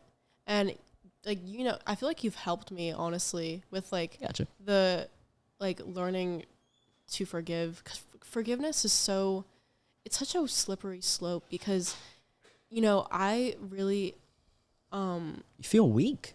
Yeah, forgiving feels weak. It's also, for me, it's like I forgive people to an extent where it ends up hurting me, because I'll forgive them while I'm still like, you know, they're still in my life, and then I let them just continue to like, you know. And it's difficult, because when someone tells me that they're going to grow, or I have a sit down conversation and I'm like, hey, like, this is where like, this is not okay and you got to grow. And then they're like, oh yeah, I'll do it. I like trust them every time. And I let them do the same thing over and over again. And I think that it's weird, because like, I'm so forgiving in the moment, but then afterwards I'm like, fuck that bitch, you know. And I think I need to kind of switch it, and kind of like, when someone does something bad the first time, not have like any like hatred, but just be like, hey, I can't be around that anymore. But then afterwards, be like, oh no, it's okay, like they're doing their own thing now, you know, because forgiveness is such a weird thing in that sense. It's been really rough for me, honestly, because like sometimes when I'm very blinded by the fact that I was hurt, I forget that like someone did something because in their mind it made sense, you know? Yeah, it's really hard to recognize that because it's so easy to just attack somebody. Yeah, especially like I feel like in my life, I think it's really a thing with girls specifically, is they're like yes men. Like if you are with your friends that are girls, like for me, and I tell them something, they're gonna be like, oh my god, fuck him. Like, you could do so much better, girl. He's ugly anyway, That's you know? so fucking stupid. That's not how life works. I'll talk to, like, my boyfriend, and he'll be like, Hope, like, you gotta do this. You can't do that. Yes. And, like, yeah, and I really, like, I don't know. I like that. Because it's awesome to have people that are so supportive, but, like, sometimes it's not. No, it is. And, I mean, sorry. I remember seeing a meme, and it was, like, girls will cheat on their boyfriend and then their friends will be like, oh, if he didn't do this, you wouldn't have felt the need to cheat on him in the first place. I'm like, what the fuck? You cheated. Like, there's no excuse for that. Like, oh my God. Like, there's just so many instances. He can't find the clit, girl. Like, good thing you cheated. Yeah, I'm like, okay, clear. Like, where's the fucking logic behind that? I just hate that fucking, like, logic, and I hate that. Yeah. So, and like I've had so much experience with that. Even last night, oh my God, I had to fucking deal with that. Like, I went to like a formal last night. It was really fun. I had a good time. But we were talking to this girl who was talking about like her boyfriend behind me and her like boyfriend troubles, and I just remember hearing something along the lines of like, oh my God, like, girl, you could have done so much better, and like he did this anyways. And I'm like, well, number one, like, there's no such thing as like, oh my God, you can do so much better. Like, understand that you felt like you had these emotions in that moment. Forget about looks. You liked this guy, and you had hope to. You had hope towards like a better situation. Why are you beating yourself up over it? Like, you were an optimist. You thought that the situation was going to get better. There's no such thing as you just being like, oh my God, like, he was such a dick or whatever, all this stuff anyways. And it's just like, I hate that logic, because my friends will be like, well, I mean, yeah, I can understand why you did it, but you still did wrong at the end of the day. And all of my closest friends will say that to me. And, you know, they're still going to be supportive, obviously, as certain people do, like as friends will always do, but they're always going to play the devil's advocate. And I like surrounding myself around people that play devil's advocate. Yeah. And they're like, well, what led you to do that in the first place? What led them to do that in the first place? And then there's going to be some answer that's in between, and that's what's correct. But you have to understand that that's your truth, that's their truth, and you have to understand why and what led them to that moment in that specific time. You don't fucking spew hate and all that kind of stuff, because like, where does that get you? That creates a fucking like monster that just creates like hate, and that just creates like miserableness. And who wants to live like that if you're always like, because you can be fucking Sabrina Carpenter espresso character your entire fucking life. He's thinking about me every night. Oh yeah, like all this kinds of shit. Like, he can't sleep unless he's thinking about me. And oh, I'm like that boss bitch, all that kind of stuff. And guys do the same thing too. Like, oh yeah, fuck that bitch. Like, I ain't speaking to her. All that kind of shit. Like the Future stuff. But the thing that I like so much about Future's music as well is nobody cries in his music more than Future. Like, he will talk about fucking My Collection, like, yeah, I had sex with her, like, now she's in my collection, she'll never leave, you know what I'm saying? But then he'll be like, I want her back, like, going for the, get it over with. Like, he'll saying all that shit. And it's like, I love the like duality of that. I was about to say the duality of man. Like, that's what I'm saying, the duality of man. And then that's why I like fucking Olivia Rodrigo so much, is because you get characters like Olivia Rodrigo who are like, oh my God, like, I legitimately am anxious about this fucking situation. I can't get over this boy. It's really fucking hard. And she's very in touch with her emotions. And I love that. And then Sabrina Carpenter, on the other hand, is like, oh, I'm that cunt. I'm that bitch. Fuck him. All this kind of stuff. And I'm like, that is not how fucking people think. I haven't listened to much of her music, so I don't know if her other stuff is like her crying in her music, but I would hope so. I hope there's enough of that in there, because I can't deal with that fucking bossy bitch persona and that cool guy persona. They're like, oh, these bitches don't mean nothing to me. I hate that fucking shit. Be realistic. Yeah, don't get me wrong. I'll blast some Future. But afterwards, I'm probably gonna blast some Olivia Rodrigo, and I'm probably gonna blast a little bit of Daft Punk after. Get a little mix in between. Daft Punk. Yes. I still haven't listened to that album. Oh, you didn't listen to that album? It to me. But it's Discovery. But that's what I'm saying. Like, I hate people that just feel like they have to play this fucking role to be so cool. Like, it's okay if you're hurting. It's okay if you want to get over a situation. It's okay to feel like you want to be Future sometimes, and it's okay to feel like you want to be fucking Olivia Rodrigo. Like, it is okay, and people are going to support you no matter what. As long as they're close to you, people are going to support you. And, like, I don't know, like, you probably have experience with this. I have experience with this. The more you are in touch with yourself and you actually show who you are genuinely to other people, more people are going to like you. They don't like that fake persona. And if you do play that persona, you're going to end up with a ton of fake people that are surrounding you, and it's just not a good reality. And I don't like that. Nobody wants to be around that. It might be cool for the short term, because then, oh yeah, you get to go to whatever, you get to do this, you get to do that. But at the end of the day, are you satisfied, or are you just fucking pretending to do something? Like, I don't know. I don't like it. I'm a hater. No, that's... I'm actually not a hater. That's the complete opposite. Like, valid as fuck. But also, you've had to call me out, I think, a couple times when I've been like that. Yeah, and I like that. Hope, shut the fuck up. No, and I like that. I deserved it too. And it was very much, I don't want to blame other people, but that was definitely a narrative that was fed to me by my yes men friends. And I kind of took it and ran with it, because it feels better to be a hater than to be like, you know, like, he's doing his own thing, and that's like, okay. And I was talking to you like that same day about how, like, you know, I'm happy because I've heard that he's been growing a lot. But, you know, there's still that part of me in my head where I'm like, oh, he was ugly, you know. Well, and yeah, you think, I think I don't do the same thing. Like, why did I stay in that situation for so long? But, like, yeah, no, but, like, we're hopeful. When, like, with, you know, being your authentic self and people like you better, and you, like, the more you heal and the more you become a better person, the more better people are around you, because as much as you don't want to admit it, like, birds of a feather fly together, and, like, you know, which is, I know, Billie Eilish, but it's like crazy, because there was a point in time, like my freshman going into my sophomore year, where there was just so many fake bitches, and I was like, where am I being a fake bitch to attract this many fake bitches, you know? And a lot of it, like, I was never sat down and been like, Hope, you were in the wrong. But just the fact that I was around so many people that were like that, which I'm sure everyone was, like, their freshman, sophomore year, because you're trying to find, like, new friends and stuff like that. And it's different for girls because we're a lot more confrontational as well. Like, guys just kind of don't talk to you anymore. Yes, no, absolutely. But girls would be like, sit down, I have to tell you how much you're a bitch, which honestly I do sometimes. Well, not like sometimes as if I'm doing it like every day, but like when I had an issue with someone, like I would sit down and talk to them and be like, hey, like, just so that, you know, this doesn't repeat for other people, or so that we could continue on with our relationship, like, this is where I was hurt, you know.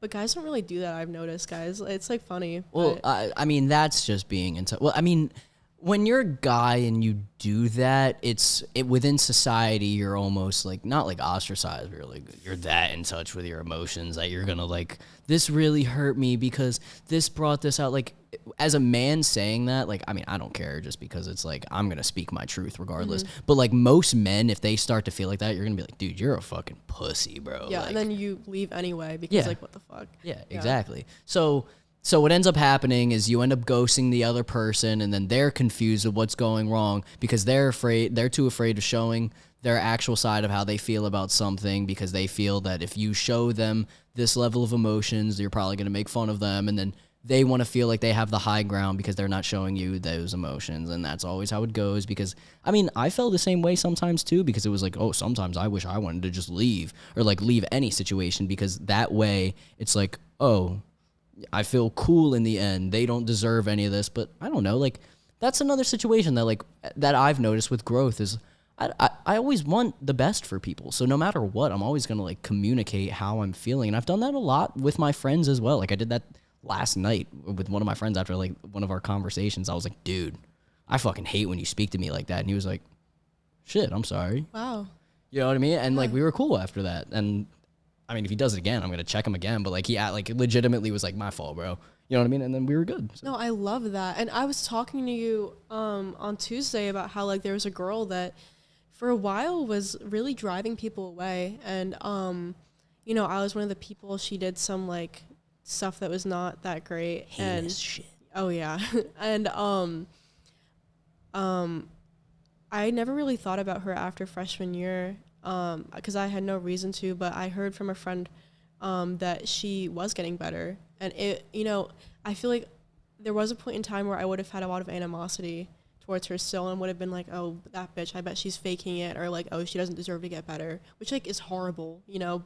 And it's crazy that I feel like there was a point in time where I probably would have been really kind of like that, but when I heard that, I was so happy. And I've said this here already, but like I'm just so like, when I don't know, that's I do like that girls definitely communicate more. Sometimes it's like to an extent where it's like, okay, like wrap it up, you know, but like I love when someone could be told that they're wrong, like me included, obviously, and then just be like, okay, I'll improve, you know. And like, because when someone chooses growth, like it's so difficult to like choose suffering again, you know. Because like once I realized where I was kind of wallowing and where like my sadness was my fault, I kind of like cut the cord on it. Yeah. And it's like so nice to like kind of sit back and realize like, wow, this is how I used to be. It's like kind of embarrassing, but also you realize that kind of embarrassment's like coming from that version of you as well, you know? Yeah. And I mean, it's always nicer to like appreciate that than just try to shove that like away. It's always, I don't know, I've always like liked that because it's just like, it's cool to also see that level of growth that you might have made like as a human being. And I don't know, I just kind of fuck with that shit. Yeah. I'm trying to think. Number one, I want to talk about fucking Tuesday and how annoying that was. And how unprepared I was. If people are still watching, we attempted to record this podcast on Tuesday, and yeah, that was probably the worst experience that I've ever had doing a podcast. I told her to come over at 7, and then we didn't have the setup until 8, and then I didn't have a piece to record until like 8:30, 8:45 because we ended up going to Best Buy, and then we started recording after like 30 minutes of setting up again because I'm like such a perfectionist when I set shit up. And then the camera died, and I was like, Hope, I am so sorry. Yeah. I apologize. That was hilarious. It was hilarious. That was really funny. I think the best thing about it was like, because when I got home, I was talking to my boyfriend, and he was like, wow, 4 hours, that was a while. And I was like, yeah, we didn't even do anything. It was like a 4-hour ordeal, but we did have amazing conversations. No, the convos were really cool. I feel like that was a pretty good pregame for this. Yeah, I think it led up until like what we really wanted to talk about, if we're being honest. Yeah, but no, it was funny. And I felt bad because I obviously wasn't like upset. It was just like, because I knew it was like out of your control. Yeah. But it was just so funny. Like I thought that I was going to be here, and then I was like at Best Buy. No, it was just such like a random experience. And that's what I thought was kind of cool. Like I liked it. Like adventure kind of like I wasn't against it. And then we were like in Best Buy, and there were like kids knocking over the shit. We had to sit. yeah. That was such like and then that was a funny experience. And then there were like two just like people that worked there that had no clue what they were doing. They were like, we think it's over there. I'm not really sure. No, it was just such like a funny experience. I don't think anyone knew where anything was in that store. Everyone that worked there was like had no clue, and they probably just didn't care. Well, that's how I was at Lowe's. I'm not sure if you were like that at Lowe's. But that's how I was at Lowe's. God. How long did you work at Lowe's for? Like a summer. You worked there for an entire summer? Yeah. Did they never give you a vest the entire summer? No, I got a vest like a month and a half in. God. Jesus. Yeah, but I was only in the paint section, and people would ask me, like, I remember someone like would ask me something, but I thought it was something else, so I told him it was this, like, in this area, and then he was like, he came back actually, and he was like, by the way, like, and he made us think about it. Like, he called people over, and he was like, this girl doesn't know what she's talking about. You have to get your shit together. And I was like, what? I'm like 18. Yeah. And I'm also just a little girl. Like, I'm just a girl. Like, but it was just, no, people are funny because I'm so forgiving with people in customer service and in retail because I was the worst worker in customer service and retail. But yeah. No, my experience with like customer service and retail has just been so like humorous. Yeah. I worked at a Chick-fil-A for a year. I always say it was the worst job that I've ever done in my life because they would have us working outside for like 4 hours straight in like extreme hot or extreme cold weather. It was awful. And then I'm just not good at food jobs. Like I'm so bad at food jobs. Like in June, I got a job as a waiter. No, I got a job as a host actually, and I got fired within like a week. Yeah, How? because I was like so slow at it. Like I'm so bad at food in like at the food industry because I thought hosting was just leading people to where they're sitting, but that also meant making soups and making this and making that and taking to-go orders. And I'm not good at multitasking. Like I'm incapable of multitasking. I have to do one thing at once or else like I'm literally cooked. So I ended up getting fired from there, and it was the best thing that could have happened to me because I ended up getting a job doing videography for a roofing company that I used to do when I was a senior in high school. And then that was where I started the podcast in general. Like that's where I started to do the podcast. And it was such a fucking cool experience. I loved going there. Oh God, I'm excited. I hope I get to go back during the winter break, but no, it was such a cool experience. And I don't know, I had a definitely fun summer because of that, and it was me flying drones, and I got to like fly drones up above like houses, and got to do people like doing their little fucking nail guns and stuff, putting the shingles in. It was sick, and then I broke the drone on accident. That wasn't my fault. It definitely was my fault, but it definitely wasn't my fault. Like I flew it into a tree, but it should have stopped. The drone should have stopped.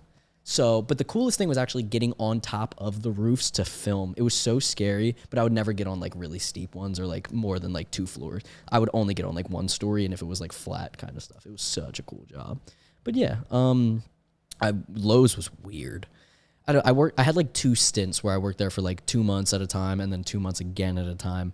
And it was very calm. It was very light, but it was just it was like too lazy. Like the people that worked there were just like, oh. They're all like retirees. Yeah, they were all retirees, and then they were just so slow with like everything that they wanted to do. They were like, yeah, we got to use the order picker to get the dishwasher. And it would take like 15 minutes to get it. And I'm like, dude, it was great because I barely had to do any work, but I was like, okay, this is like not stimulating like at all. Like I'm going insane.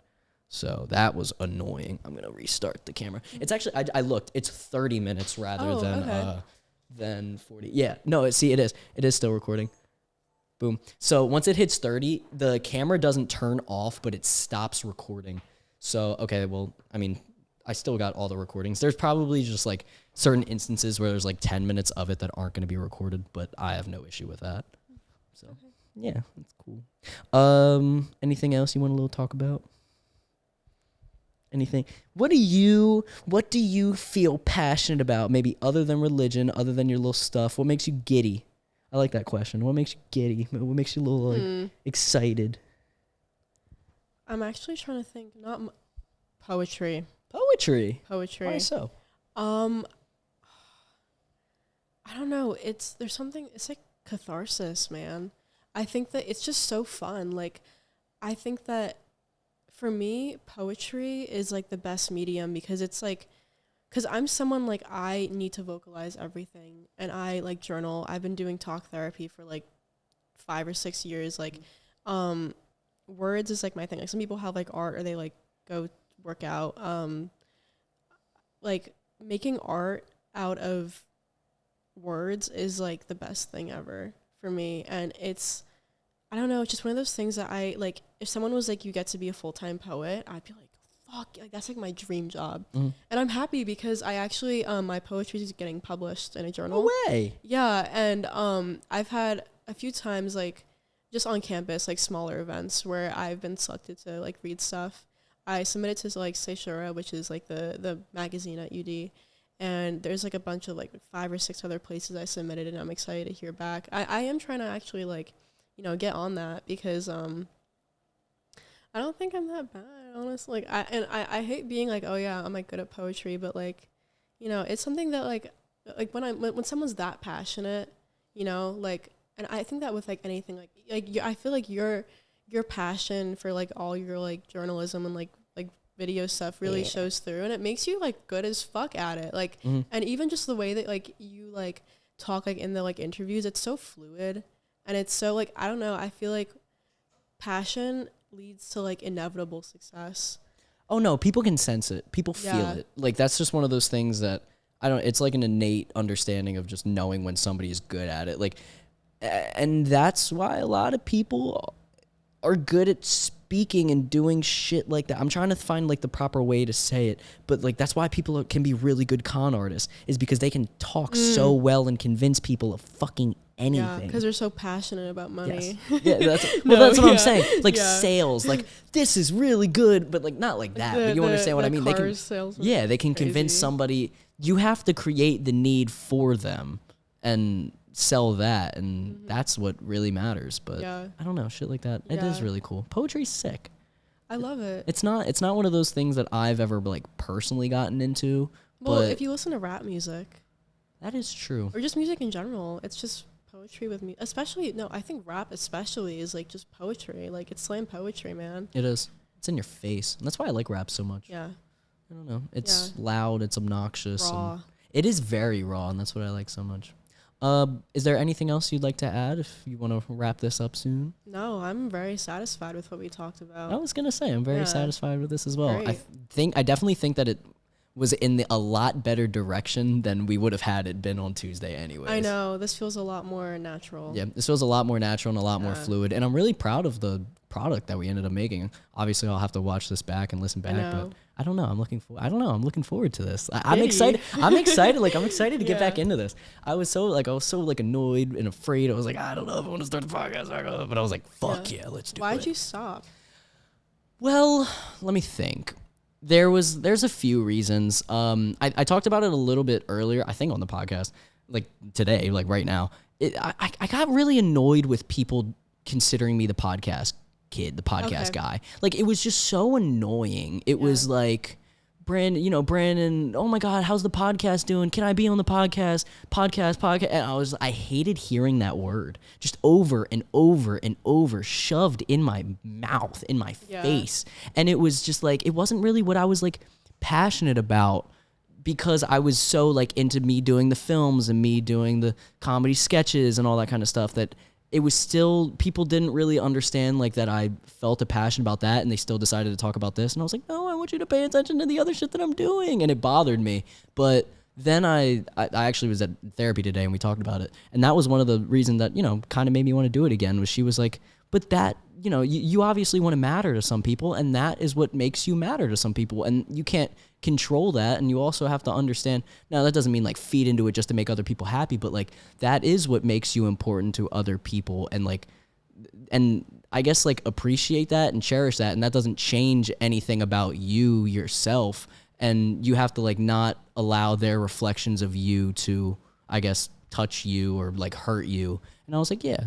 She's very smart. She was very cool. Yeah, because you're not doing it for them. It's like no, I'm doing this for me. I love doing this shit. Yeah. So, awesome. Yeah. And then I don't know, just like all of I don't know. Another thing is like senior year. I'm about to graduate, and I just feel like there's just been so much that I've learned about myself, about other human beings, just about the stuff that I want to do, that I don't know. I want to share it with the world. I want to share it with myself and just create like a time track of where I was exactly in this moment. It's kind of like your own video journal, you know what I mean? But you're talking to other people and you're learning where they are. And then, you have guests on that you want to learn from, and they want to learn from you. And that's why I think the podcast in general, like long form content like this, is just so informational for us to talking, for the viewers, especially if they just want to listen or just learn. And I don't know, I like the opportunity that it provides, and like throw away the podcast, Brandon, let me be on it. Like genuinely the actual experience itself is what I truly appreciate, and forget about all the other stuff. It is cool. Like the attention is cool, but sometimes it gets annoying. So I get it. Yeah. Like with my UD story moment when I was. Oh my God, yeah. Actually, I don't know why I brought it up, because I don't want to talk about it. And then we'll finish. Yeah. But yeah, God. Yeah, let's go into that. Yeah, because people are going to be like, why didn't they talk about that? I don't fucking care. I know. But that's the thing. That's why I didn't ask about that, because, like, I don't care about your fucking UD story moment. You know what I mean? Like, you're more. Well, that's what I'm saying. Like, you're more than that. Like, you're more than that. Yeah, you're more than that. You think I want to be like, let's talk about that so people know. I don't give a fuck about that. I know you don't give a fuck about that. But let's give the people what they want. Oh, my God. No. Well, before I got canceled. Yeah, that was stupid. That was so funny. No, because in the moment I was like, I'm gonna end it. Like, yeah, no shit. I would have been scared too. But no, it was definitely something. I think it was at the peak of my like literally nothing matters. Like very nihilist, like in the best way possible. Though I guess like that's like absurdist or like yeah. And I think it was so easy for me to just put the most weird shit on that story for like, what is it, like 5,000 people? Yeah. Because I couldn't see them personally. Oh, yeah, exactly. The only feedback I get would be positive feedback, because the people that didn't like it would just talk wouldn't shit on say their anything. own. Yeah, exactly. And it would get so many screenshots, but also I would get like 10, 20 ads a day of people just being like, oh my God, like you're so cool. Or like guys, because there was a point in time where they had that thing where they ranked all the UD story people, and I was like the number one girl, and they called me mommy. Are you serious? Yeah, because that's when I used to wear like all my eyeliner and like all my chokers. And it was a thing where I would be stopped in public too. People would like at parties, I've been interviewed at parties, I've caught people taking videos and pictures of me without my consent. Well, now my private story is called r/Dommy Mommy. Like I fully embraced it at that point. But good for you. Thank you. But no, yeah, it was crazy, and like it was honestly really fun at the time, because I think part of the fact that like, apart from the fact that I was laughing at the jokes I posted, it was funny because it was like 5,000 people seeing it. Yeah. And I was so like, I didn't give a fuck, because like I feel like life is too short for that stuff, that it was just hilarious. And like, it was even a thing, like for a while I was on Yik Yak and my name was Poochina 4K, and I would post like the weirdest shit. And then I was like, why am I on Yik Yak all the time? And my boyfriend would make fun of me for it. He's like, girl, like you're on Yik Yak way too much.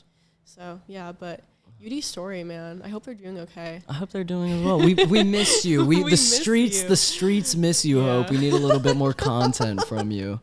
Yeah. Good God. That was awful. Yeah. I want to talk about how we met too. That was fucking hilarious. Oh, weren't you like making a fucking brick tower outside? I was drunk. I drank like half a fifth of Pink Wit. Jesus Christ. And I love that you brought this up. I also love that we said we were gonna end it, and now we're like fully. Yeah, well, no, but this you know is how always that how it happens. goes. We're both yappers. So yeah, I was with like my suite mate at the time, and we were like, because that was at the craze of like everyone taking the bricks off North Campus, and so I took probably like 50 to 100, and I was making a tower out of them, which is funny because I heard people in the elevator the next day, and they were like, oh, did you hear about the brick wizard? And I was like overhearing it, and they were talking about the tower, and everyone was taking pictures of it, and I was like, I was like, they don't know. I obviously told them because I love attention that it was me, but no, yeah. And then I just saw you like came out of the darkness. It was like kind of mystical, and you were like, what's happening? Yeah, I was like, what is going on? And then it happened 2 or 3 more times where every time one of us was drunk, we'd stumble into each other. Yeah. And at some point we were just like, yeah, we're friends now. Yeah, we were just like, all right, fuck it. And then we would see each other in the dining hall, and we would just like sit with each other. And it was crazy because like we never text, we never like plan to hang out, but whenever we would hang out, it would be like 4 hours of talking. Yeah, no, I know. It was all great. the time. It was sick. It was such a good time. No, it was fun. great. I miss living on North Campus. That was such an experience. Yeah. I mean, don't get me wrong. I fucking love being in an apartment. It's so good. It's so fire. It looks so nice in here. It's so cute. Oh, yeah. We had the last time that we were going to record, it was literally just the couch. It was disgusting. Casting couch. Yeah, it was like a casting couch. Yeah. It was gross. No, I was like, what's happening? Because in my head, I was like, the camera and like this couch, I was like, I should not be here. But I was Jesus fucking Christ. sorry, that was not good. No, but, it's okay. I make jokes like that all the time on here. But I think we should wrap it up. I agree. I absolutely think we should wrap it up. Speaking of Dommy Mommy, if you haven't seen it, you should watch Sanctuary. Ooh. I don't know if I ever told you. It's such a good movie. It's Margaret Qualley. She plays a dominatrix, and she's so hot in the movie. Oh, yeah? But, oh, God, yeah. Okay. And then Christopher Abbott is like, it's the entire movie is just like two of them, and it's really hot. And she's a dominatrix, and he basically is like gonna fire her, but she's like, I know everything about you. I can spoil your life and like basically like get everyone to know that not you're a cuck, but like you're basically a cuck, that kind of shit. And then it's just like mind games the entire movie between them two, and it's really hot. It's fire. I think you should like it. I think you'd like it. It's really cool. Okay. And I'll watch it. Yeah. So this is episode. I don't even know what episode it is. Like I don't 30? care. I think it's 30. Yeah. I don't know. I was really excited and I'm proud, and you were awesome. And let's go. No more UD story anymore. Hope. Yeah, new me. New year, new Yeah. me. Thank you for having me. Thank you for coming on. I had a fucking blast. Cheers. Yeah. Bang. Oh, Mic real quick. drop. Is there anything else that you would like to add? Anything that you would like to promote yourself? Whether that's a song, a feeling, emotion. Let me hear it. Maybe to the viewers. It's not that deep. All right. Okay. It's not that deep. Yeah. Yes, it is. Goodbye.